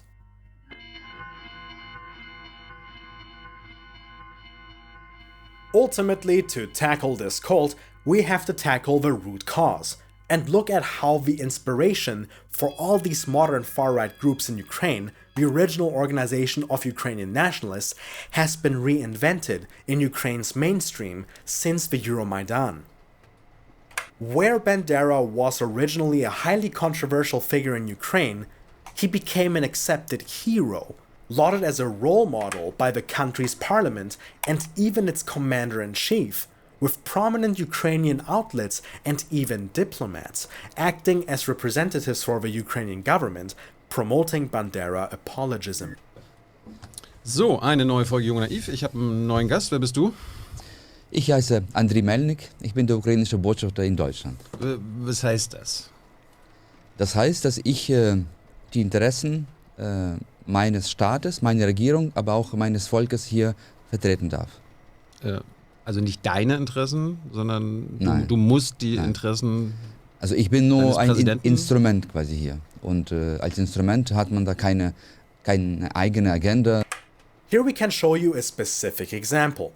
On June 29th, 2022, Andriy Melnik, the Ukrainian ambassador to Germany, was invited to the Jung und Naiv podcast, a live-streamed political discussion show with a spin, in which the host Thilo Jung adopts the persona of the average teen that is generally disinterested about politics. His questioning, however, is highly critical, and before a discussion even starts, Thilo researches his subjects and isn't afraid to take on an adversarial style, asking questions in a blunt and direct manner and expecting clear answers in return. Which in this case led to a fascinating 20-minute discussion which can only be described as an unstoppable force hitting an immovable object. After about an hour and 40 minutes of discussing Melnik's role as a diplomat and getting into various topics such as him being a de facto weapons dealer and Putin's fascism, the last topic Thilo introduced, the legacy of Bandera, led to a 20-minute-long argument. Dann kommen wir nochmal zu dir. Du hast ja als Botschafter das Bandera-Grab besucht. Hast du gesagt, du verehrst ihn. Fangen wir damit an. Seit wann verehrst du Stepan Bandera? Und warum? Nein, ich habe nicht gesagt, dass ich ihn verehre. Doch, mehrfach. This interview went on to make a splash throughout Europe for reasons we are about to explore, specifically in Poland as well as Germany, which is unusual for a long-form non-English talk show such as this one. Melnik goes on to paint a heroic picture of Bandera, depicting him as a freedom fighter and a liberator for the Ukrainian nation, which he would continue to do throughout the conversation, going as far as to compare Bandera to a certain fictional benevolent outlaw. Ich meine, Robin Hood wird ja von allen verehrt, aber auch er hat ja nicht quasi laut dem Recht gehandelt, das damals gültig war. Stimmt, und deswegen, das ist ich meine, ich kann verstehen, dass das für Sie schwer nachzuvollziehen ist, also wieso Menschen wie Bandera... darum frage ich jetzt danach, darum will ich ja drüber reden.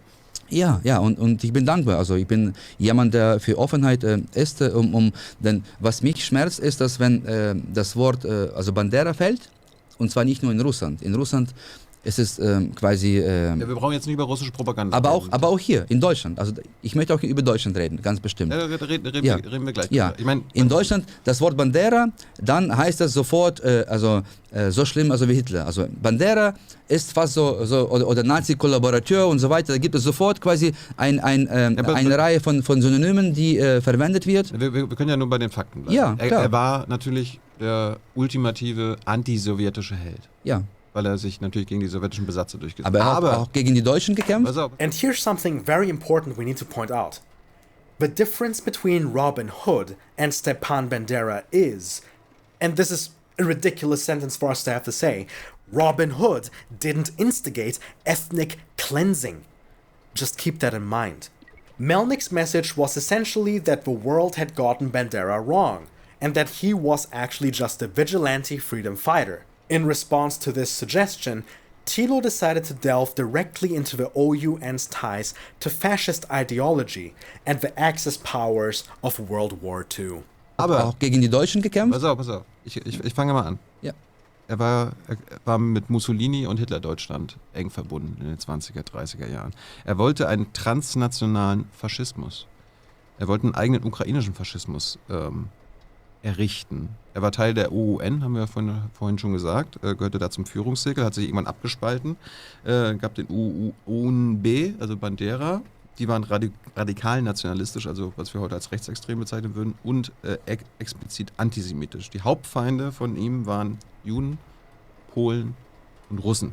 Er hat ja auch das Attentat auf den polnischen Innenminister damals mitgemacht, wurde dafür auch verurteilt.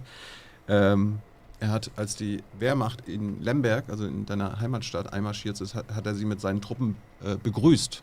Er hat zusammen mit denen Pogrome auf Juden veranstaltet. Insgesamt haben ja Nazis und die Bandera-Leute 800.000 Juden in der Ukraine umgebracht. Er hat, seine Leute haben das Massaker an Polen in der Westukraine mitgemacht, 43, 44, 100.000 polnische Zivilisten getötet. Ja, das ist die eine Seite dessen und das meiste. Fakten, richtig?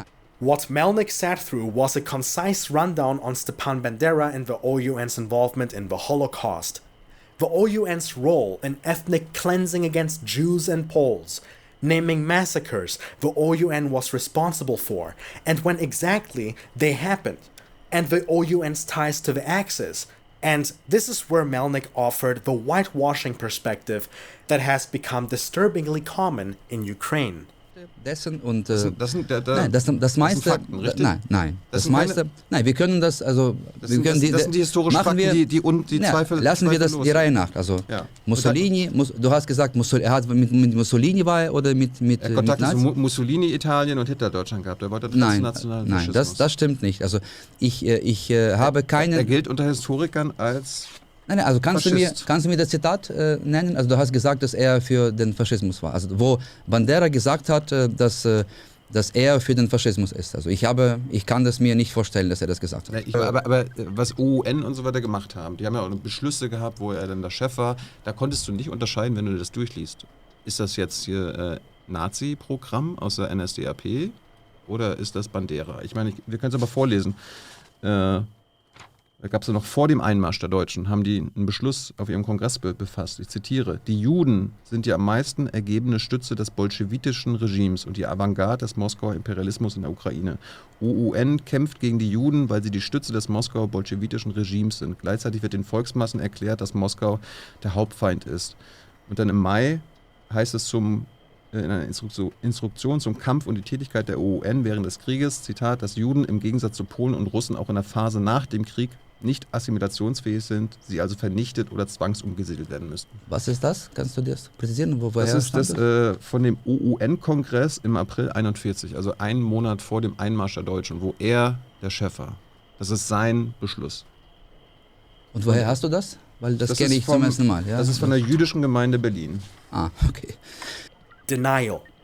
Questioning the sources and intentionally misinterpreting what Thilo has said, setting a precedent for what the rest of the conversation would look like. Later on, Melnik would be faced with more inconvenient truths. The diplomat would go on to explain his view of the OUN's Nazi ties, remarking that Bandera intended to exploit the Nazis for the greater good, establishing an independent Ukraine. He insisted that this alliance wasn't the same as collaborationism. An explanation Thilo, let's say, did not find convincing. Ah, okay. Also ich möchte Folgendes sagen. Also Bandera wollte natürlich Nazi-Deutschland ausnutzen, also für diesen Kampf, also für einen ukrainischen Staat. Er hat sich Hoffnungen gemacht, dass wenn kollaboriert. Also was heißt kollaboriert? Also ich meine, Kollaboranten gab es ganz in Europa, in Frankreich, in Belgien, also ja, klar, in jedem Staat gab es. Er hat mitgearbeitet. Mit er wollte und hat. Also lass mich meinen Gedanken zu Ende ausführen. The discussion then shifted towards the topic of Bandera's imprisonment in the Sachsenhausen concentration camp, when the Nazis punished him for attempting to proclaim an independent Ukraine. Then the interview took a turn for the worse, when an incredulous Melnik decided to start engaging in Holocaust revisionism and bringing up the Nuremberg trials. Aber du sagst doch, du widersprichst doch auch nicht, dass er Antisemit war. Nein, also du erkennst doch auch an, dass er... Ich kenne keine Äußerung von ihm persönlich. Dass er mit seinen Leuten an der Ermordung von 800.000 Juden beteiligt war. Das erkennst du ja auch an. Nein. Also er war nicht beteiligt. Also wäre Bandera beteiligt gewesen an irgendwelchem Massaker, das ihm vorgeworfen wurde, dann wäre er in Nürnberg beim Kriegsgerichtstribunal wäre er auch verurteilt gewesen. Aber er wurde nicht verurteilt. Er hat in Deutschland ja bis noch 15 Jahre nach dem Krieg leben können. Und deswegen, das ist der Unterschied. Weil ich meine, wenn er Verbrechen verübt hätte, er alleine, oder wenn es Beweise gehabt hätte, dass Israel wollte ihn als Kriegsverbrecher anklagen, Polen, Russland haben sie alle nicht bekommen. Also wenn Stalin Beweise gehabt hätte in Nürnberg, dann würde oder hätte er längst mit allen anderen Kriegsverbrechern verurteilt gewesen, aber das war nicht der Fall, weil es gibt keinen Befehl, es gibt keine Beweise. Das waren aber seine Truppen. Seine Truppen haben. Das ist doch zweifellos. Du sagst zweifellos, aber es gibt keine Beweise. Also er wurde nicht verurteilt. Es gibt keine Beweise, dass er selbst einen Juden umgebracht hat, das stimmt, aber seine Leute. Er hat das befehligt. Er hat auch befehligt, 100.000 Zivilisten. Er hat keinen Befehl gegeben. Juden zu vernichten. Und deswegen, dazu stehe ich. Und deswegen. Ich habe dir doch gerade vorgelesen, was sein Programm war. So, we have quite a bit to unpack here. Firstly, the idea that Bandera is innocent because there's no written order from him commanding the extermination of the Jews is blatantly absurd. Because there's no written order from Hitler to instigate the final solution either. A point that Holocaust deniers frequently refer to. Yet we still know that these deaths happened as a matter of fact. Juden zu vernichten. Und deswegen, dazu stehe ich. Und deswegen. Ich habe dir doch gerade vorgelesen, was sein Programm war. Die Juden waren die größten Feinde von ihm, selbst noch vor Russen und Polen und Deutschen. Das bezweifelst du? Ich bezweifle, dass er Befehle gegeben, Juden zu töten. Second, the idea that Bandera and the OUN were innocent because they weren't judged in the Nuremberg trials is a paper-thin defense.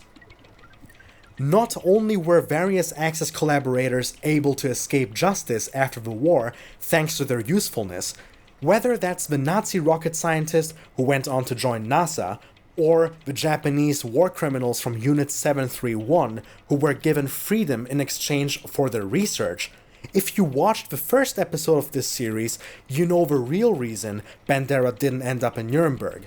It's because of the CIA protecting him. And they used him as an asset against the Soviets during the Cold War.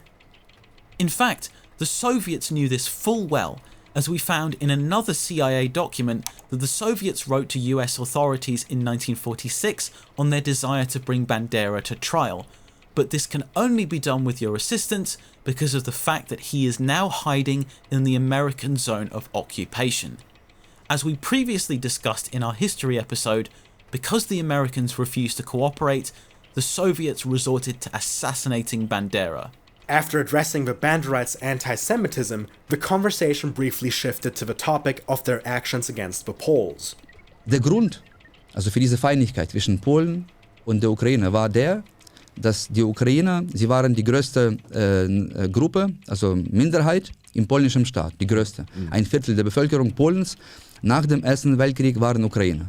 Und sie wurden unterdrückt auf eine Weise, die sich kaum vorstellen kann.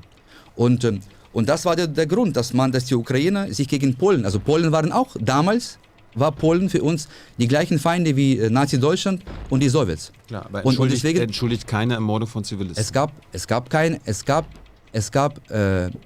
das, was sie... Es gab mehrere Massaker an Polen in der Westukraine, durchgeführt von den Bandera. Ja, und es gab auch auf gleiche Weise die gleichen Massaker der Polen gegenüber der Ukraine. Auch Zehntausende Ukrainer... Macht ja nichts besser. Zehntausende Ukrainer wurden... Das war ein Krieg. Und deswegen, das wollen jetzt die Polen, also diese Geschichte, politisieren. Wir sind dagegen. Aber hat Israel Unrecht? Israel, der Staat Israel, ja, das 800.000 Juden auch von Banderas Truppen und Bandera Israel, denken Sie sich das aus? Ich weiß nicht, was sie sich ausdenken, aber wir reden über Bandera. Ja? Und Melnick explains that for the Ukrainians at the time, the Polish were considered enemies, just like the Nazis and the Soviets, stating that the massacres committed against the Polish were retaliatory in nature. After experiencing oppression that is difficult to imagine, mentioning that tens of thousands of Ukrainians were killed by the Polish. Tens of thousands of Ukrainians killed. Is that what Melnick is saying true? Here's the thing. While the Polish state did occupy a significant portion of Ukrainian land until the World Wars, when we talk about the events of the Second World War, there's no comparison. Poland had a low collaboration rate in World War II, with most collaborators being from the country's ethnic German minority or former Polish police officers who were threatened with severe punishment if they didn't return to their jobs. as well as some Polish citizens who were drafted into the Wehrmacht. In comparison, Ukrainian collaborators formed multiple volunteer units that supported the Third Reich, whether that was the Banderites, the SS Galicia units, or later the so-called Ukrainian National Army. And when we look at these instances of ethnic cleansing, the acts of aggression do not seem to be neatly balanced. As part of the Galicia and Volhynia massacres, it has been estimated that approximately 60,000 to 100,000 Poles were killed by the OUNB and its paramilitary, the Ukrainian Insurgent Army. The Poles, by contrast, are reported to have killed far less in reprisals, with the entire total of Ukrainian deaths tallied to between 10 and 20,000, although the total counts are still highly debated to this day. Now, it's important to note that this isn't some sort of casualty competition on which side had more victims, or an attempt at creating nationalistic guilt. Many Ukrainians resisted the Banderites and their actions. In fact, Poland's National Remembrance Institute even has a list of what it calls the Ukrainian righteous on its website, commemorating merciful Ukrainians who saved Polish lives, similar to Israel's commemoration of the righteous among the nations who saved the lives of Jews. So this isn't a contest between whether the Poles or Ukrainians are more evil or bloodthirsty or anything like that. This was a wave of terror that torched the entire region.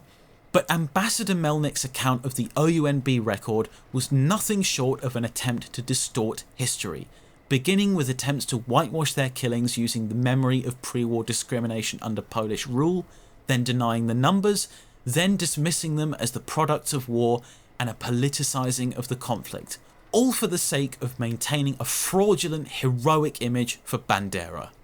Remember that despite Melnik's representation, we're not just talking about a war against an enemy here. We're talking about wholesale ethnic cleansing, calculated murders carried out with the intention of destroying an entire population. But believe it or not, Melnik even went further with a more outrageous remark. Ja? Und wir reden über Die Bandera. ganze Welt erkennt an, dass Bandera an der Ermordung von hunderttausenden Juden beteiligt ist. Nein, das stimmt außer nicht. Die Ukraine. Es gibt keine Belege, dass Bandera-Truppen hunderttausende Juden ermordet haben. Es gibt keine Belege. Das ist diese Narrative, dass die Russen bis heute durchsetzen und das in Deutschland und auch in Polen und in Israel auch Unterstützung Denken findet. sich die jüdischen Gemeinden das alle aus? Ich weiß nicht, woher sie diese Daten nehmen, aber ich bin bereit, auch mit den jüdischen Gemeinden darüber sachlich zu reden, wenn sie wirklich nicht nur das wiederholen, was wir seit Jahrzehnten hören. Bandera ist...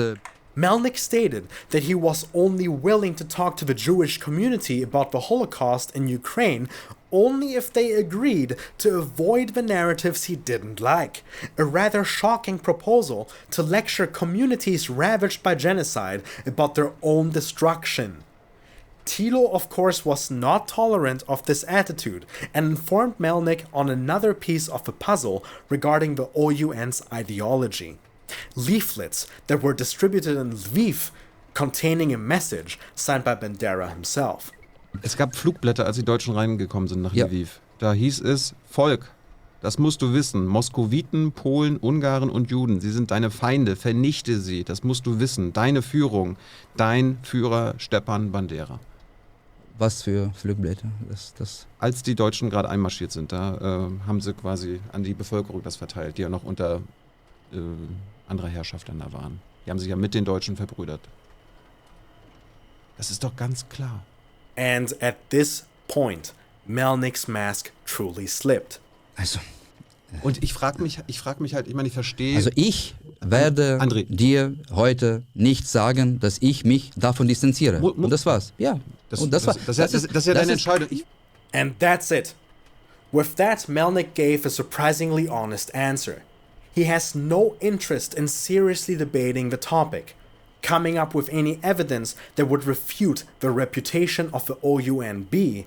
Instead, he simply admits that he's simply not going to budge. He wants Bandera to be a hero. Aber weil ich verstehe nicht, wie man jemanden als Helden bezeichnen kann, der gleichzeitig Massenmörder von Juden und Polen war. Bandera war kein Massenmörder von Juden und Polen. Er war kein Massenmörder. Although much of this conversation can be described as a cycle of Thilo bringing up historical facts and Melnik responding with denialism and paper-thin defenses of Bandera, there are a few more notable portions of the interview we want to point out, where Melnik actually tried to victimize Bandera. For one, according to Melnik, Bandera was made out to be a villain by Stalin himself, as part of some sort of conspiracy which the Israelis, Poles and Germans went along with. Das wurde, also weißt du, für Stalin, also Stalin konnte, er hatte eine große Wahl von Menschen, die er auswählen konnte, um als Feindbild der Ukrainer zu haben. Er hat sich Bandera ausgesucht und all diese Forschungen, die auch in Deutschland seit dem Kriegsende betrieben wurden, was Bandera betrifft.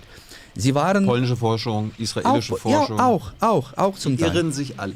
Ich weiß nicht. Die verbreiten Propaganda. Ich weiß nicht, ob sie sich irren, aber ich kann dir nur sagen, dass es war, also auch für die deutsche Historiographie, es war günstig, da mitzuspielen. Also auch weil Deutschland den Krieg verloren hat, weil man quasi den inneren Frieden machen wollte mit der Sowjetunion damals.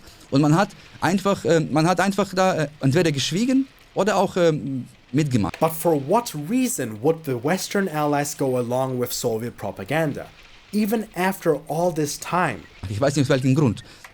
Gotcha. Unlike his adversary, Melnik is unable to explain why he believes what he believes.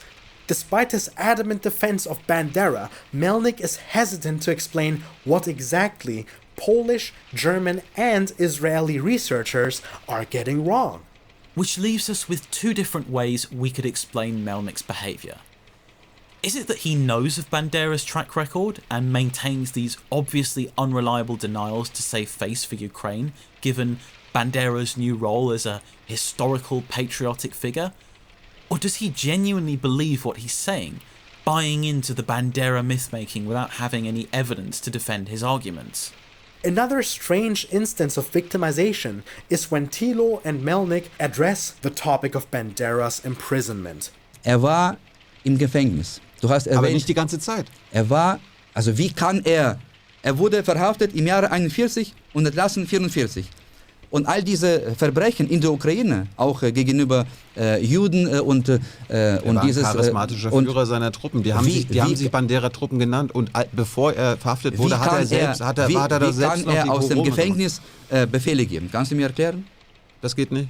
Das geht ja heutzutage noch. Ich weiß nicht. Also ich bin nicht im Gefängnis gewesen, Gott sei Dank, aber ich kann nicht verstehen, dass jemand, der im Gefängnis saß, von den Nazis verhaftet und dann dann wird er schuldig gemacht für alles, was man ihm nur zuschreiben möchte. Also ich bin dagegen, weil das stimmt nicht. And this is a topic that came up multiple times during the conversation, with Melnik attempting to emphasize Bandera's time in the concentration camp versus Thilo trying to explain the nature of that time. You see, not all victims of the camps were treated equally. Das war, glaube ich, am 30. Juni, wo er dann diesen Staat verkündet hat. Und was haben die Deutschen gemacht? Das ging denen dann ein bisschen zu weit. Nein, also du hast eigentlich zitiert, ich möchte dir erklären, wieso ich falsch finde.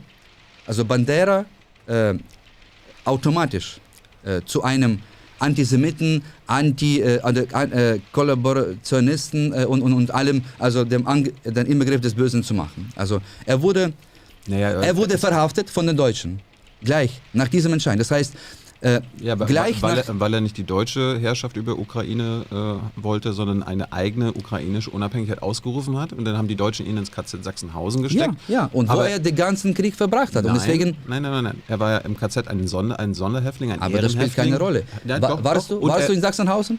Ja. Ich war dort. Ich habe auch das alles selbst erlernt und erfahren. Ich habe diese Gedenkstätte besucht, um wirklich nachzugehen, also wie das war. Also es gibt Günter Morsch, der ist der Leiter der Gedenkstätte in Sachsenhausen. Der hat gesagt, Zitat, der Zellenbau ist ein Sonderbereich im Konzentrationslager gewesen. Man riss Wände zwischen Zellen nieder und richtete mit Möbeln ein Schlafzimmer, ein Wohnzimmer ein. Man hängte an die Wände sogar Bilder und auf dem Boden war ein Teppich. Das änderte zwar nichts an der Situation, dass man gefangen war, aber für Ehrenhäftlinge wurden Sonderbedingungen hergestellt. Und er war auch einer der ganz, ganz wenigen KZ-Häftlinge in der NS-Zeit, der entlassen wurde, nämlich 1944. Und wissen Sie warum? Ja, weil die Sowjets kamen. Ja, weil die Deutschen, und die Wehrmacht haben sich wieder verbunden. Ja, weil die Deutschen wollten ihn ausnutzen, also für ihren Krieg. Ja, aber Brüder im Geiste. Nein, also was heißt Brüder im Geiste? Let's talk about Bandera's imprisonment.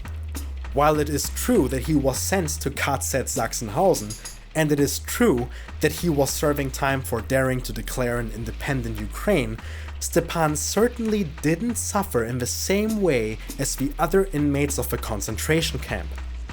When we think of concentration camp victims, we imagine visceral images of starved civilians, people on the brink of death who look like husks. But a lesser-known part of the concentration camps was the phenomenon of honorary inmates, who received a very different kind of treatment.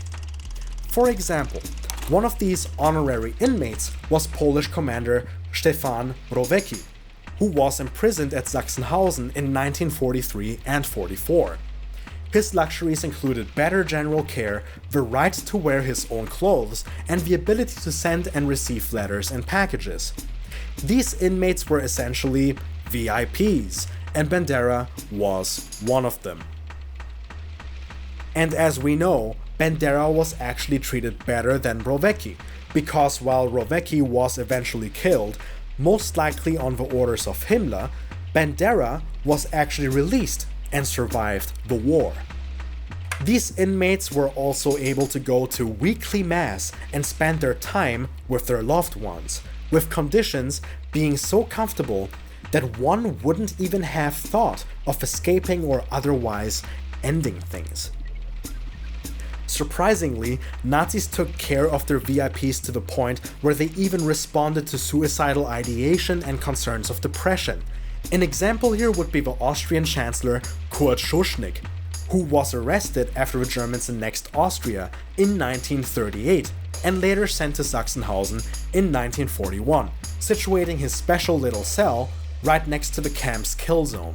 His wife and daughter ended up moving in with him, and when they were relocated to KZ Flossenbürg in 1945, Schuschnigg recalled his daughter asking to go back to Sachsenhausen, as it was prettier there.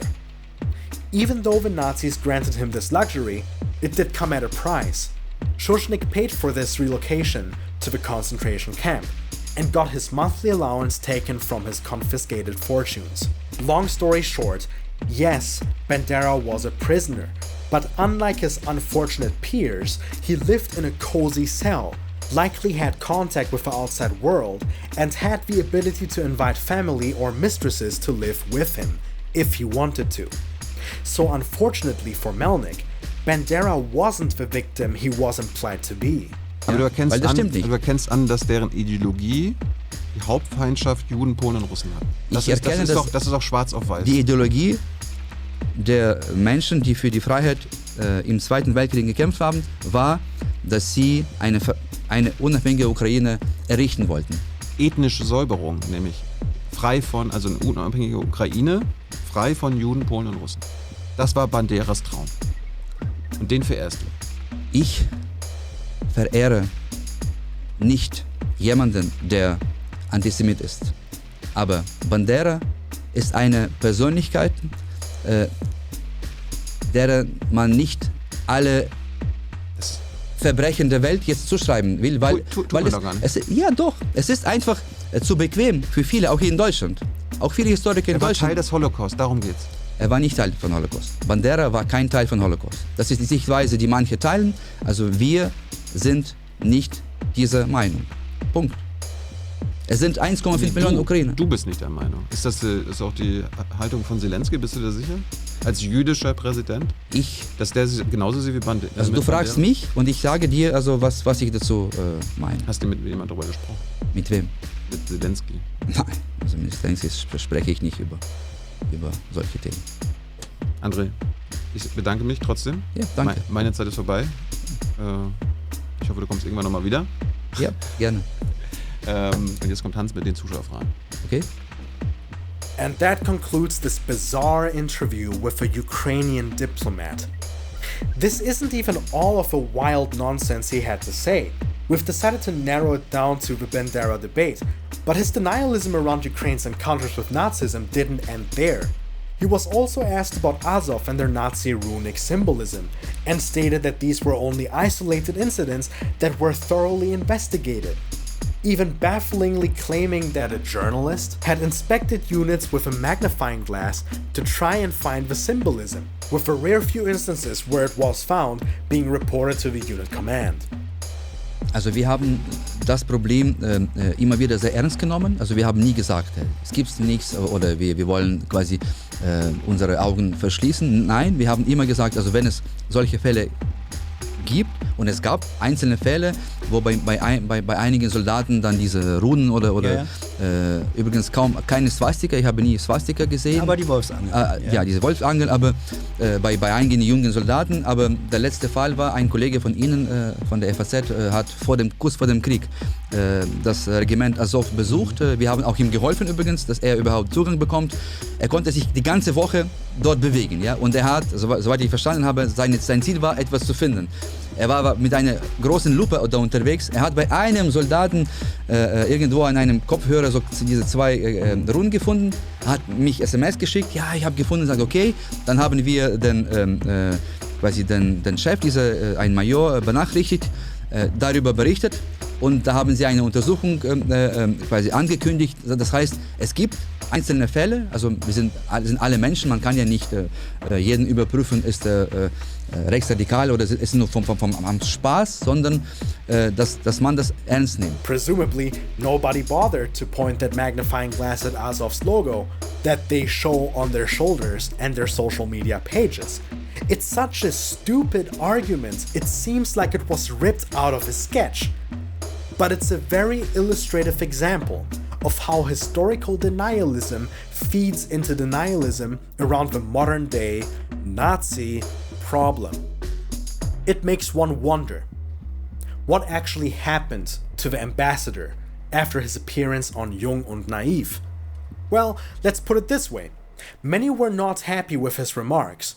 The Israeli embassy condemned Melnik for insulting Bandera's victims, trivializing the Holocaust, distorting facts, and undermining Ukraine's struggle as a result. Poland's deputy foreign minister reacted by saying that a crime must be called a crime, and a murder, pointing out that at a time when Russian propaganda was trying to damage Ukraine's relations with its neighbors, getting involved in Holocaust revisionism was the last thing Ukraine's diplomats should be doing. Due to the backlash resulting from the scandal, Zelensky removed Melnik from his post as ambassador to Germany shortly after the interview, and even later participated in a ceremony commemorating the victims of the Bandera massacres, earning the thanks of a Polish foreign minister, who commented the Ukrainian government for their quick public intervention against Melnik's false statements of history. But make no mistake, this wasn't a serious shift. Melnik was actually kicked upstairs to a position as deputy foreign minister before receiving another ambassador post, and since then the Bandera apologia has continued in elements of Ukrainian society. Take for example this article from the Kyiv Independent called How Nationalist Movements Paved Ukraine's Way to Freedom, which purports to offer the true history of Ukraine. It blames the link between Bandera's independence struggle and World War II Nazi atrocities on Soviet propaganda, despite the fact that, as we reported previously, Bandera's declaration of Ukrainian independence explicitly aligned the country with Hitler and the Nazi Reich. Other explanations include, Ukraine isn't a Nazi country anymore, so who cares if a Nazi collaborator is treated as their hero? And maybe the Banderites did massacre Jews, but there's no proof Bandera supported ethnic cleansing, despite the fact that Bandera's anti-Semitic attitudes are well known. And the last, even more baffling excuse is, well, maybe the Banderites did carry out anti-Semitic pogroms, but it wasn't because they were racist, it was just politics. Essentially, because the OUNB carried out ethnic cleansing against the Jews because they saw them as enemies of the country, rather than because of pure racial hatred, it's crudely generalistic to refer to them as anti-Semites. This is completely insane logic when we remember that this same enemy mentality was used by the Nazis themselves. The SS leaders instructing that Jews should be treated as partisans, and many of the killings of the Holocaust being carried out under the guise of anti-partisan action called Bandenbekämpfung, bandit fighting. The article concludes with a more honest explanation of the Bandera apologism, admitting that the new image of Bandera comes from a desire to have Ukrainian warrior heroes to look up to as part of their national cause. And it's understandable to want these kinds of national heroes, especially when Ukraine is in such a time of crisis as it is now. But if you don't want your national cause to be associated with Nazism, pick a hero that didn't explicitly align himself with the Nazis.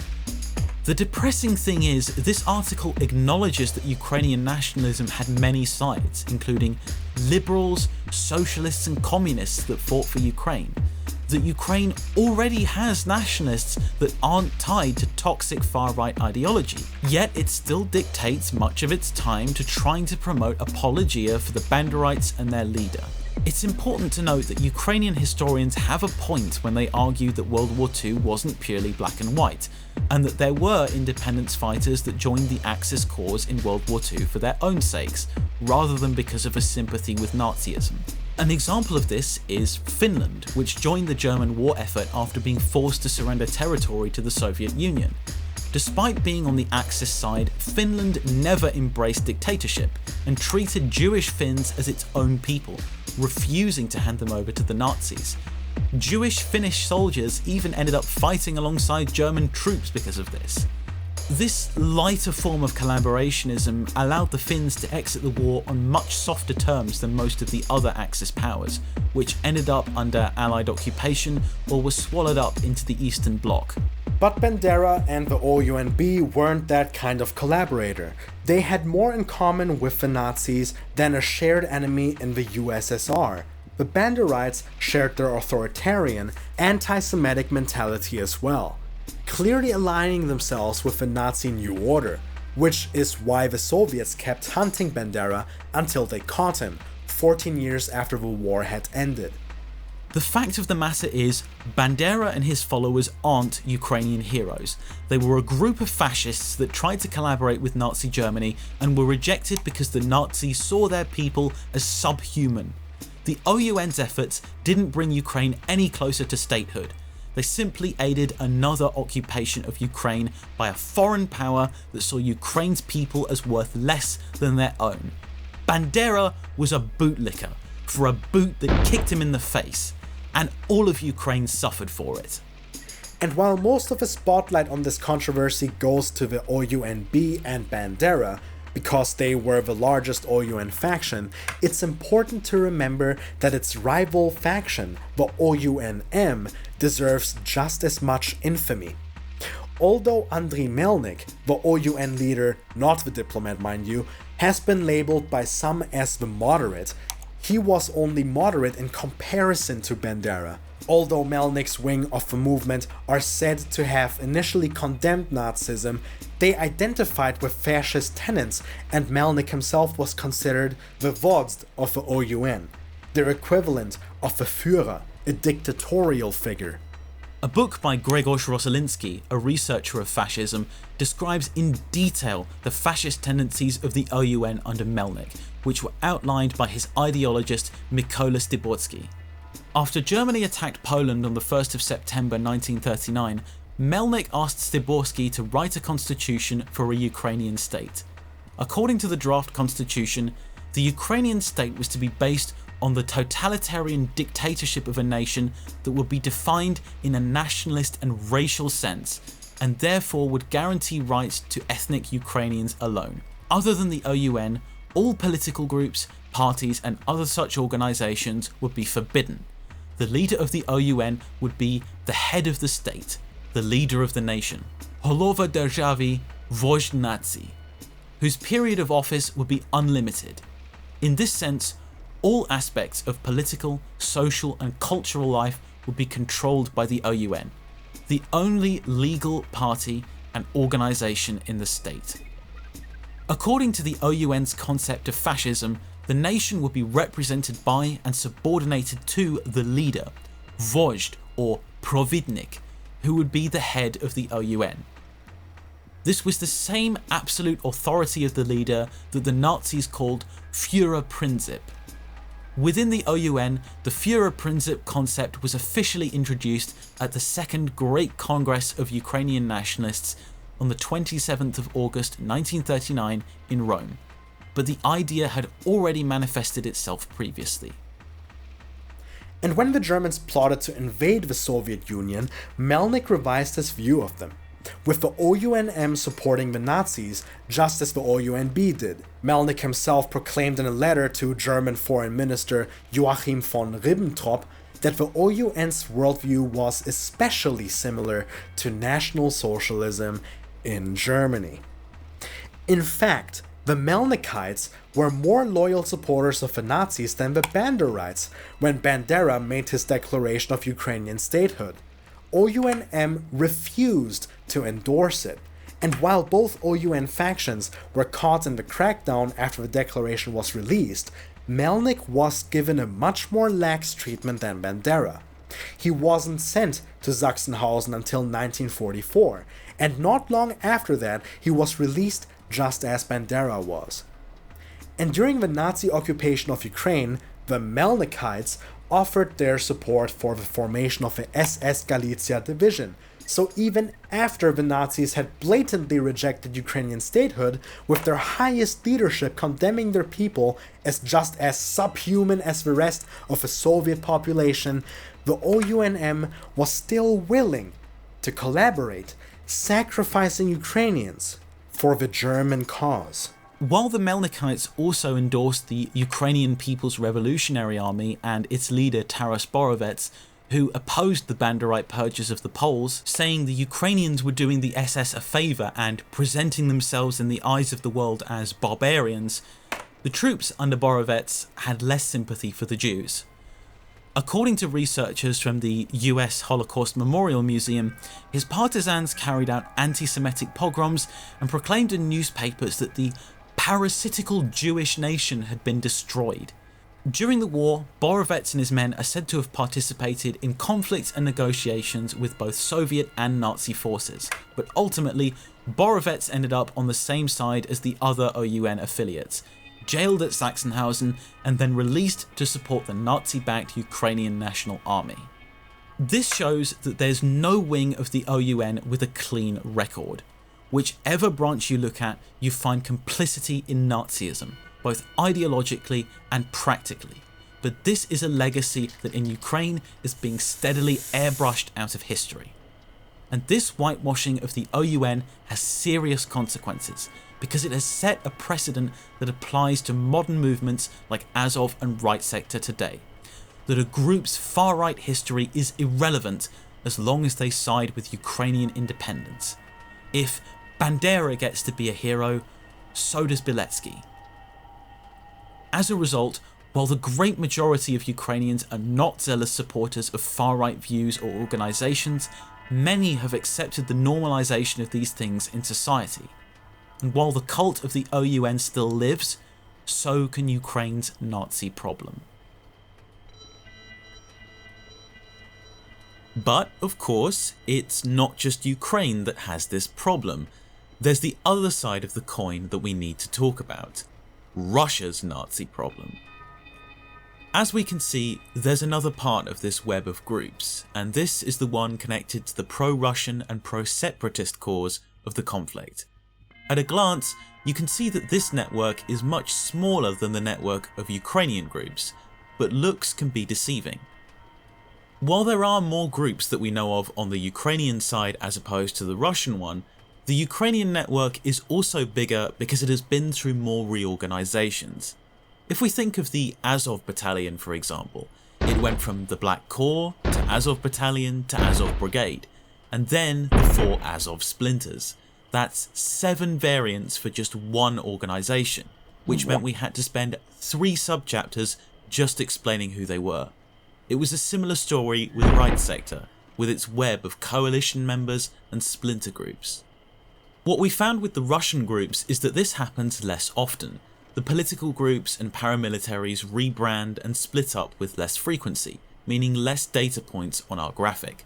But we still have quite a few figures and groups to get through. To start, let's open this with a question. When do you think this picture was taken? It shows Donetsk separatist activists gathering signatures for a referendum. You'd probably say it was taken in 2014, right? Or maybe in 2022 after a Russian invasion. Well, guesses like that would make sense, but they'd also be completely wrong. This picture was taken all the way back in 2006. It turns out the separatist movement in Donbass goes back way further than most people know. We found this image in an article by Euromaidan Press called How Alexander Dugin's Neo-Eurasianists Geared Up for the Russian-Ukrainian War. The article details the beginnings of the Donetsk separatist groups, back when they were a weird fringe group that didn't have any real power. But more importantly, it talks about the separatists' early backing from a Russian fascist guru, Alexander Dugin. Dugin believes in what we can only describe as the most schizophrenic ideology we'll talk about in this episode, an ideology called, get ready for this, National Bolshevism.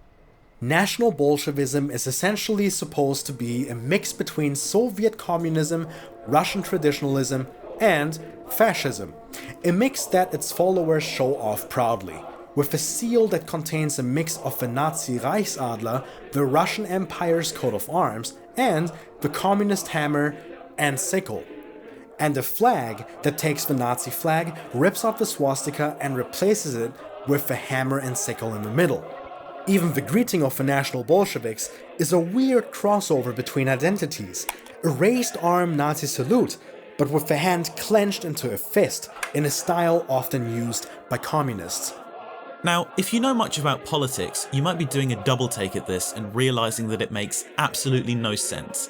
The Soviet Union overthrew the Russian Empire and marched into Berlin to destroy Nazi Germany, and on top of that, communism is a far-left ideology, while Nazism, fascism and Russian imperialism are very much on the far right. So how does this all mix? Well, the answer is, Dugin just really hates liberalism. He hates liberalism so much that he wants to find all the ideologies against it and bring them together to destroy the liberals. In most cases, this wouldn't work, because if there's one golden rule in politics, it's that communists and fascists hate each other. But there's a unique scenario where this unlikely alliance did happen: 1990s Russia. This was at the height of the tug-of-war between Boris Yeltsin and his political rivals. Yeltsin was strongly backed by the West, and despite his authoritarian methods, he was essentially trying to introduce a liberal Western-style economy in Russia. This put him at odds with the Russian parliament, which was, at the time, filled with elected deputies from the Soviet era, mostly Communist Party members. But the emerging Russian far right also despised Yeltsin. While the fascists and traditionalists obviously didn't have a lot of love for communism, what they did admire was that the Soviet state was strong, powerful, and had a lot of influence over Russia's former empire, and they saw that Yeltsin was dismantling this piece by piece.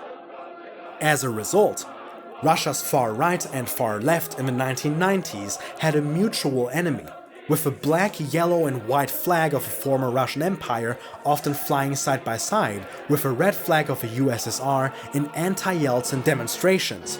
And it was this scenario that gave rise to National Bolshevism, or Nazbol for short. Dugin later emphasized this sense of collaboration by taking on the slogan "Beyond left and right, but against the center." In 1993, Dugin founded the Nazbol party alongside fellow Russian activist Eduard Limonov, and the party led demonstrations against Yeltsin's establishment, calling for a restoration of Russian power and a renewed conflict with the Western world. Within the Nazbol ideology, Dugin introduced a geopolitical concept called Neo-Eurasianism, essentially the Russian version of the Intermarium. The concept called for Russia to go its own way, rejecting the West by forming a new alliance that would reach out to former nations of the Russian Empire and former countries from the Soviet Warsaw Pact, and then go further east, bringing together a huge bloc of Eastern European and Asian nations together against the liberal order. But this partnership didn't last. In 1998, Dugin and his followers left the Nazbol party, with the party accusing him of being a fascist. And to be fair, Dugin was hardly denying the accusations. In the year before his expulsion, Dugin wrote an essay called Fascism, Borderless and Red, where he promoted fascist culture and the totalitarian model, with a godlike, superhuman leader, a Duce or a Führer, at the top.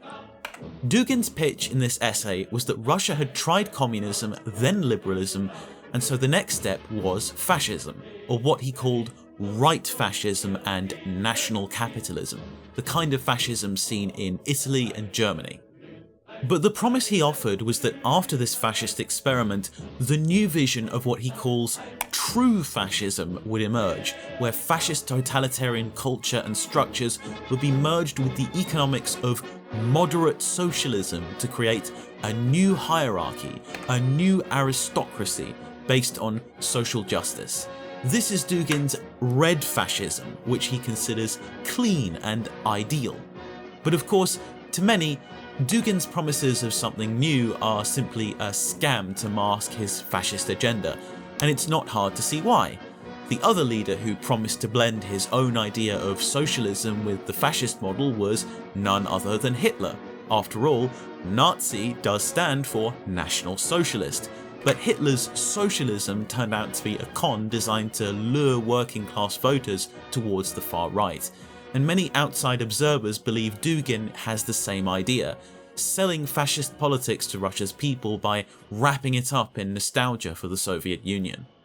Whether or not you look at Dugin as the typical neo-Nazi playing the optics game, like many of the other subjects we've covered in this episode, or you believe his claims to be building something more, what's clear is that he stands for a totalitarian, regressive agenda. So he certainly deserves his spot on our list. After Dugin's movement and the Nazbol party split in the 1990s, the two groups went in different directions.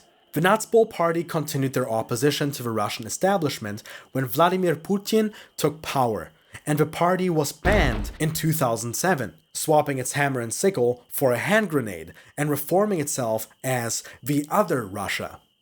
The party essentially moved towards a similar strategy as the Ukrainian far right during the Euromaidan, joining hands with liberals to oppose their mutual enemy. Dugin, on the other hand, decided to cozy up more with Russia's new management, and in the early 2000s he formed the Eurasia Party and the International Eurasian Movement. These Eurasian activists were the people who formed ties with the figures in Donbass, supporting the Donetsk separatist movement in its infancy. At this time, the Duginites also cultivated ties with the Ukrainian far right, including the Brotherhood Party, Ukrainian cells of the Nazbol Party, and a familiar name, Olena Semeniaka. Semeniaka appeared in one of Dugin's anthologies and spoke at one of his conferences, and appeared on various Dugin-backed panels. But of course, this wasn't to last, because we know what happened next. After the Euromaidan crisis began, the contradictions between Ukrainian nationalism and Russian imperialism became too obvious to ignore. Semeniaka split off from Dugin, first becoming a spokesperson for right sector, and later, as we know, acting as the international coordinator of a national corps. With the breakout of the Donbass war, Dugin of course threw his backing towards the separatists, seeing this as the conflict he had been wishing for, a Russian uprising against westernization. The Nazbols also supported the dream of Russian conquest, with the Other Russia forming paramilitaries it called the Interbrigades to aid the pro-Russian cause in Donbass. These events essentially killed off any idea of a Euromaidan-style alliance between liberals and the far right in Russia, as far-right activists moved towards supporting the war effort, placing their imperialist ideals above their opposition to Russia's ruling oligarchy. And the Eurasianists weren't the only far-right groups involved in this early phase of the separatist movement. Another key player was the Russian National Unity Party, a neo-Nazi party led by activist Alexander Barkashov. Early on in the conflict, Barkashov announced that Russian National Unity activists were involved in the fighting in Ukraine, and it also emerged that former Russian National Unity member Pavel Gubarev had become the leader of the entire separatist cause in Donetsk, declaring himself the region's people's governor and the commander of the Donetsk militia, something that Ukrainians happily pointed out to mock the Russian narrative that the separatists were anti-fascists resisting a supposed Nazi regime. Gubarev's deputies also included members of Dugin's Eurasia movement. Gubarev and Russian National Unity also controlled a pro-Russian paramilitary called the Russian Orthodox Army, which later emerged with the Donetsk People's Militia to become part of its Oplot 5th Separate Infantry Brigade. Gubarev's relevance in the separatist movement later diminished, and he mostly stuck to activism, forming a movement called the New Russia Party, which later joined the second largest party in the Donetsk parliament, the Free Donbass Party. But this wasn't the end for far-right participation in the pro-Russian cause. Meet Alexei Milchakov. He, like some of the other pro-Russian groups we just talked about, was featured in our little montage of a Russian far-right in the original Ukraine Narratives documentary. He's not one of the weird Eurasianists or national Bolsheviks. He's a classic Nazi. He even says so himself. Я прямо говорю, первое мое действие при приходе чеченцев. Я нацист. Я нацист. Я не буду углубляться. Националист, там, патриот, имперское направление и так далее. Я прямо говорю, я нацист. Можно руку скинуть. Alexei here is the commander of the Rusich group, a neo-Nazi paramilitary we could best describe as Russia's answer to the Azov battalion. They even like to use the same symbols, with their main logo being the Kolovrat, a variant of the Black Sun which uses 2 swastikas instead of 3.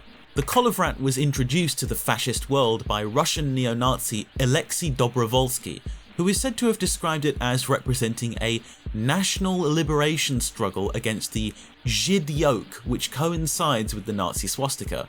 In case you don't know what Žid means, he's talking about the Jews.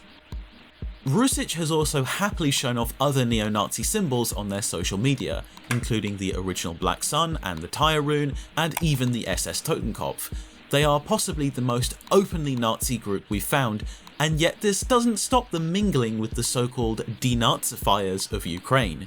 For example, one pro-Russian publication complained back in 2016 that Milchakov had been granted an audience with Sergei Aksionov, the Russian governor of Crimea, complaining that the holy cause in Donbass was being damaged by the endorsement of someone who was 100% Nazi and inspired by Adolf Hitler.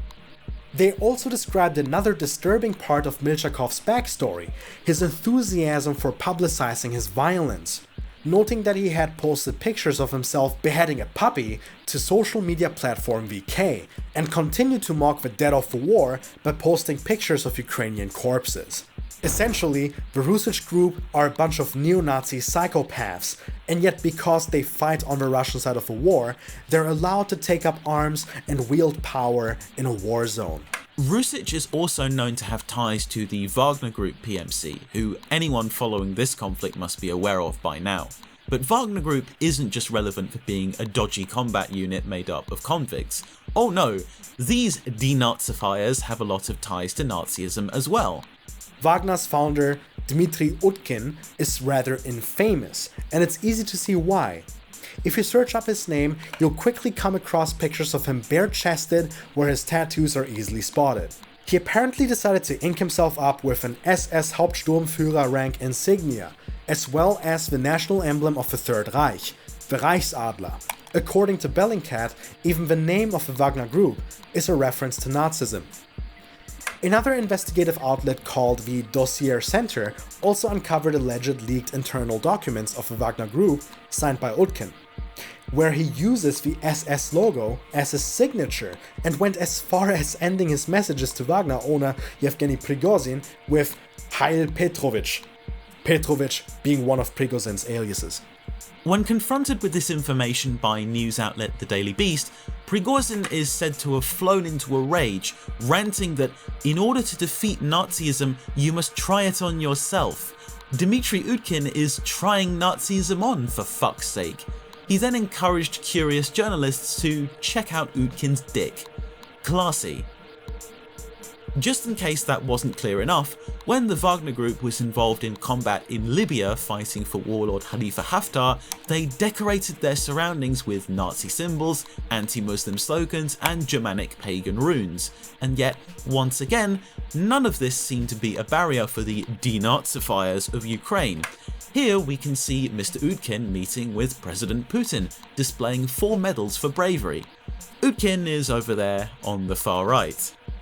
And of course, this turned out to be a disaster to the Kremlin, because Wagner eventually decided to launch their mutiny against the Russian government in mid-2023, nearly starting a civil war in the process. Even after this, the Wagnerites were treated leniently by the Russian government, with Wagnerites who didn't want to reintegrate with Russia's military being allowed to leave for Belarus or Wagner's outposts in foreign countries like the Central African Republic. Of course, Prigozhin being the leader of the mutiny, he didn't get off so lightly, falling victim to what the Kremlin called an aviation accident and what Wagner supporters called a murder. Utkin was also on the plane crash that saw the Wagner leadership demoted to the rank of ash pile, so for once we have to give credit where it's due. Russia, on this occasion, pulled off a successful denazification. But let's not forget that Utkin's worldview wasn't what turned him off to the Kremlin. It was only when he and his compatriots pulled off a near civil war that Russia's leadership finally started cracking down on this particular element of their Nazi problem. Despite the fact that the Kremlin and its supporters are always screaming at the top of their lungs about the Nazis in Ukraine, they don't seem to take the Nazi problem in their own country very seriously either, happily welcoming blatant fascists into their ranks, just as the Ukrainians did after the Euromaidan, despite the obvious problems that brought. And even though they did chop off the heads of this beast, the Kremlin has still welcomed the Wagnerites into their ranks since the demise of their top brass. Rather than disbanding Wagner after the mutiny, the Kremlin integrated it into Russia's National Guard, with Prigozhin's son Pavel reportedly becoming the group's new Führer. While the Rusich PMC has been allowed to continue operating as an unaligned militia group, even being given extra responsibilities patrolling parts of Russia's border. So even when Russia does try its hand at denazification, they're about as thorough as Andriy Melnik with his magnifying glass. Aber mit einer großen Lupe da unterwegs. On top of all this, Wagner and Rusich aren't the only dodgy PMC groups involved in the Ukraine conflict. A UN report has singled out at least 7 of them, and several more involved in other conflict zones of interest to Russia. One of these companies, the so-called ENOT Corps, also has ties to the neo-Nazi umbrella. The ENOT Corps was formed as an affiliate of 2 Russian nationalist groups, Bright Rus and the People's Cathedral, under the patronage of pro-Russian separatist politician Alexander Borodai, and it took on some Rusich affiliates as instructors at training camps, teaching martial arts, weapons and medical techniques, as well as far-right imperialist patriotic education sessions, according to an article from the Kharkiv Human Rights Protection Group. The last main piece of this puzzle is another Rusich group affiliate, the Russian Imperial Movement. The Russian Imperial Movement is a far-right movement that formed in the early 2000s, participating in the Ukraine conflict through its paramilitary, the Russian Imperial Legion, and forming ties with international far-right groups through its paramilitary training center known as Partisan, which it advertises on its VK page. Partisan offers courses such as Surviving Artillery or Air Attack, Dive-In AK, Radio Communication, Tactical Medicine, and Psychology of Combat Stress, and it's known that far-right terrorists have participated in these courses. In 2017, 2 former members of a neo-Nazi organisation known as the Nordic Resistance Movement were convicted for carrying out several terrorist attacks in Sweden. The prosecution in that case said that a key moment for their radicalization was their participation in training at the Partisan Center. When the US State Department later designated the Russian Imperial Movement as a terrorist organization, the first time white supremacists had been designated as terrorists in the US, they cited the Sweden attacks as their reasoning. And it's not just these two that the movement has taken interest in. According to the German government, members of the German Young Nationalist and Third Path movements have also participated in the partisan courses. And the Imperial movement has also pivoted towards the US, attempting to form an international network on par with the National Core. One of the groups the movement cultivated in this process was a US neo-Nazi party called the Traditionalist Worker Party. And according to the security consultancy group CO Futures, they've also formed connections with the Atomwaffen division as well. A report on this topic written by CO Futures also notes that Atomwaffen division has ties with another US neo-Nazi group called the Base, noting the base's involvement in planned hate crimes and acts of terrorism. The fact that the group has been investigated by the FBI and that its ideology focuses on igniting a race war and causing a societal collapse that will then allow neo-Nazis to take power. On top of all that, the base's founder Rinaldo Nazaro has very intimate ties to Russia, marrying a Russian woman in 2012 and migrating to the country in 2017. In 2019, he was reportedly a guest at a Russian government-backed security exhibition, and in 2020 he is said to have appeared on Russian state media as part of its coverage of the 2020 US elections. Specifically, Nazaro is reported as living in St. Petersburg, the home of the Imperial movement. The report claims that it is highly unlikely that Nazaro would migrate to Russia and receive Russian citizenship, move to the same city as the headquarters of the RIM, and then found the base, all as a private citizen with no ties to either the RIM or Russian intelligence agencies. Based on this, the report goes even further to claim that the Russian government, or the Putin regime as the report calls it, is using groups like the base as part of its campaign to destabilize the US. By condoning the Russian Imperial movement and its connections, the Russian state essentially accommodates its organizing of neo-Nazi terror in the West. Now we have to emphasize that this theory is based on speculation. There is no evidence linking the Russian government to the base. Without any sort of smoking gun, this is only a conspiracy theory. The other possible explanation is that the RIM's courting of the neo-Nazi scene is an independent action on their part and the Kremlin chooses to overlook it. The difference between these two theories is essentially a question of what the Kremlin is primarily interested in, the RIM itself or its affiliates abroad. But regardless of which theory is true, the RIM's militant ties are not just theoretical, they're practical, as we can see from the Partisan Center's alumni. And clearly, the Russian authorities are either endorsing the movement or turning a blind eye to its behaviour because they've acted as useful assets to the Kremlin, doing its dirty work in regions like Donbass, Central Africa and the Middle East, just like Wagner Group and these other paramilitary units. The Imperial movement refers to this as their glorious crusade against hordes of Islamic barbarians, adopting the counter-jihad rhetoric of various far-right groups. While the Russian state probably looks at simple geopolitical power playing, but either way, what we can see here is that far-right and neo-Nazi groups have built a similar state-within-a-state type structure in Russia as what exists in Ukraine. And like with the Ukrainians, the Russians have accepted these structures for pragmatic purposes, more bodies to throw at their war efforts. The Russian state obviously doesn't believe in ideologies like counter-jihad. After all, they're supporting the Syrian government, which is predominantly Muslim. But they allow groups like the RIM to exist and propagate these ideas as long as they focus on fighting Russia's enemies, whether that's Ukrainian troops or Syrian rebels. The result is, just as in Ukraine, these groups have a worrying level of immunity in Russia, and nothing shows this more clearly than the event of the Wagner coup. Despite leading a mutiny to topple Russia's military establishment, Putin let the Wagnerites and their supporters off, and even called them patriots and heroes, even while he continues to promote his country's invasion of Ukraine as a World War II style battle against fascism. And the way his cronies try to reconcile these things is even more laughable than the denialism offered on behalf of the Ukrainian far right, with the Russian State Duma's defense chief falsely claiming that groups like Rusich had removed their Nazi tattoos and stopped giving Nazi salutes, even as they blatantly continue to display the marks of the SS and neo-Nazism in their iconography.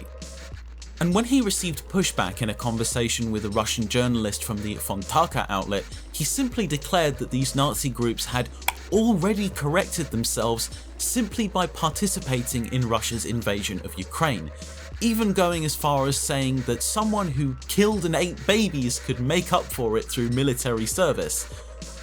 We'll let you decide for yourselves how credible this explanation is. So really, we can see firsthand just how much of a sham the Kremlin's denazification narrative really is. They claim to be liberating Ukraine to protect the Donbass separatists.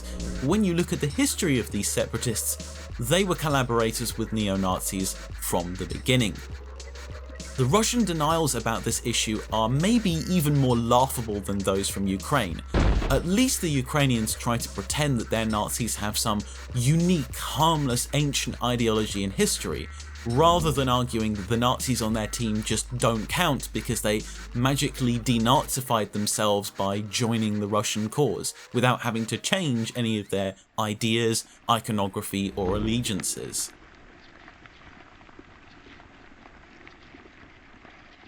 An interesting thing that can be seen in this whole web of groups is that when it comes to the international groups, the Russian Imperial movement and the Azov movement have many of the same friends. We could take the Atomwaffen division as an example, for instance.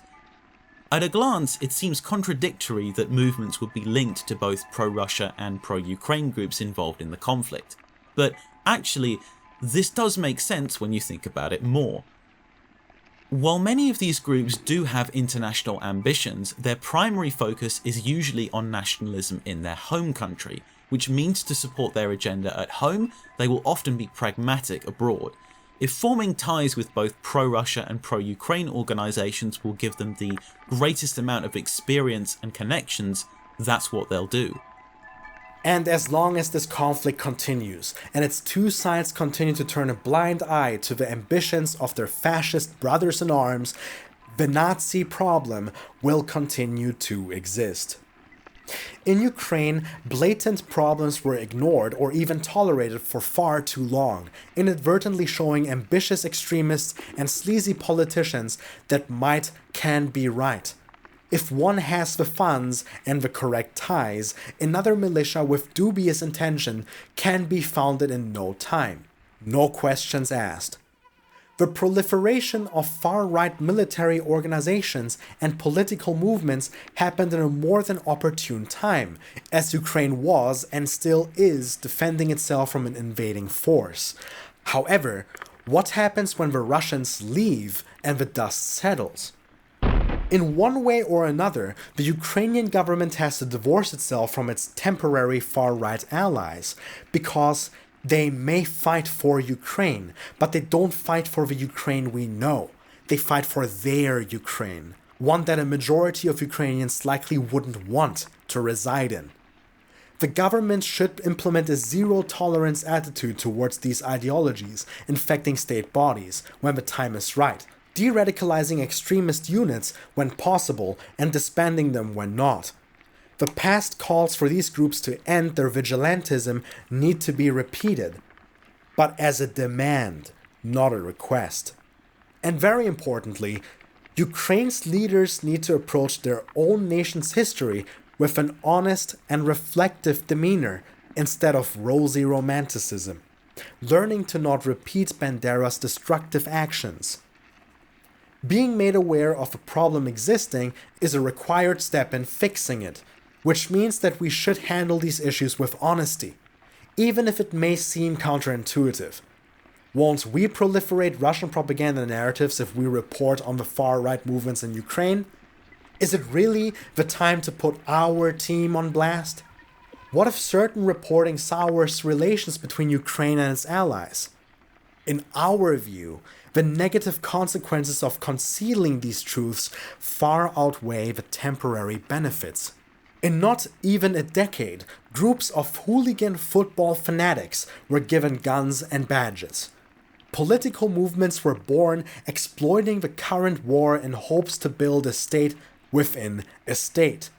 Politicians are getting away with vigilantism. The longer we lie by omission, damage that may previously have been benign or reversible could become impossible to account for, and as long as the international fascist connections exist, organized crime and future acts of terrorism are more likely to happen. If we aren't honest now, it will be exponentially more difficult for Ukraine to rid itself from a dangerous ideology in the future. Really, just how Ukraine should adopt a zero-tolerance policy, so should the media when it comes to its reporting. Zero tolerance for deleting old reporting, zero tolerance for hand-waving problems away, and zero tolerance for trivializing issues just because the team you root for could lose face.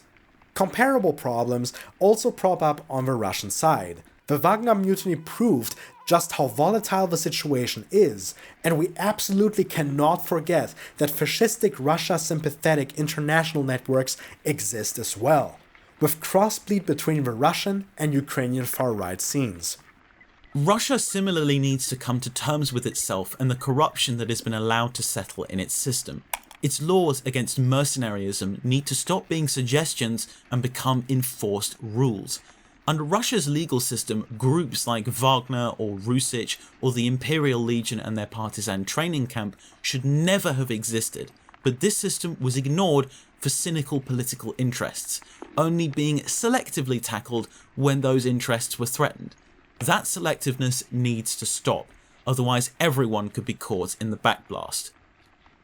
This is a cancer that needs to be cut out, and the mentality that any crime can be redeemed through blood needs to die.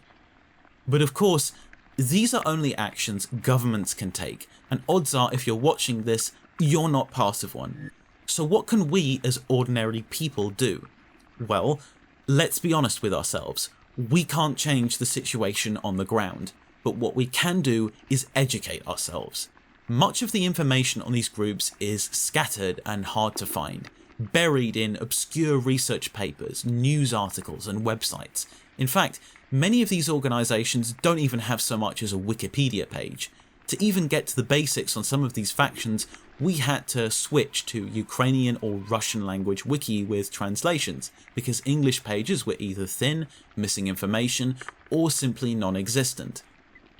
It was hard for us to compile all this info when we knew how to look for it. Imagine how someone with none of that know-how would get on. Probably not too well. There needs to be much better resourcing on these groups so people can know who they are, what their symbols look like, and the risks they might pose. Hopefully, our repository can be a starting point to that, because we definitely don't have all the facts, not by a long shot, but we think we've made a decent base to go off of. And remember, you can view the repository for yourself through the download in the description. It includes extra material we've left out from the documentary due to time constraints, and we encourage you to explore it for yourself if you want to know more about this issue. As a collective, we can make a change using collaborative research, and especially if you are well versed in the Russian or Ukrainian language, you can help us all in casting a light on something we could have never found speaking the languages we do. If we want to, we could educate each other and understand our world better by making use of the different languages we speak and skills we acquired. This effort doesn't necessarily have to manifest in a multi-part documentary such as this one, but you could provide heaps of knowledge by translating media, supplementing incomplete wikis, or even by pointing someone the right way in a discussion. No one needs to be an expert on everything. But if you find a small piece of a puzzle, you could let the collective know about it. And hey, you might even have fun while doing it. We decided to contribute in the best way we could. But maybe you prefer a different path. We are looking forward to what we could learn from you, no matter if it is a movie, an article, an image gallery, or something else entirely. However, we're not ready to hang up on this topic just yet. There's still a few more things to cover. Soon enough, we'll close out the Ukrainian Divide with its most extensive episode, moving away from the physical war and its causes and moving into the war of words, the war being fought on our TV screens and our social media profiles. A war that, in a way, is just as important as the one going on at the front lines, if not more so. The war where the text and the photo becomes just as powerful a weapon as the bullet and the gun. So stay tuned for the final episode of the Ukrainian Divide series. We'll see you soon, and thank you for watching Mega.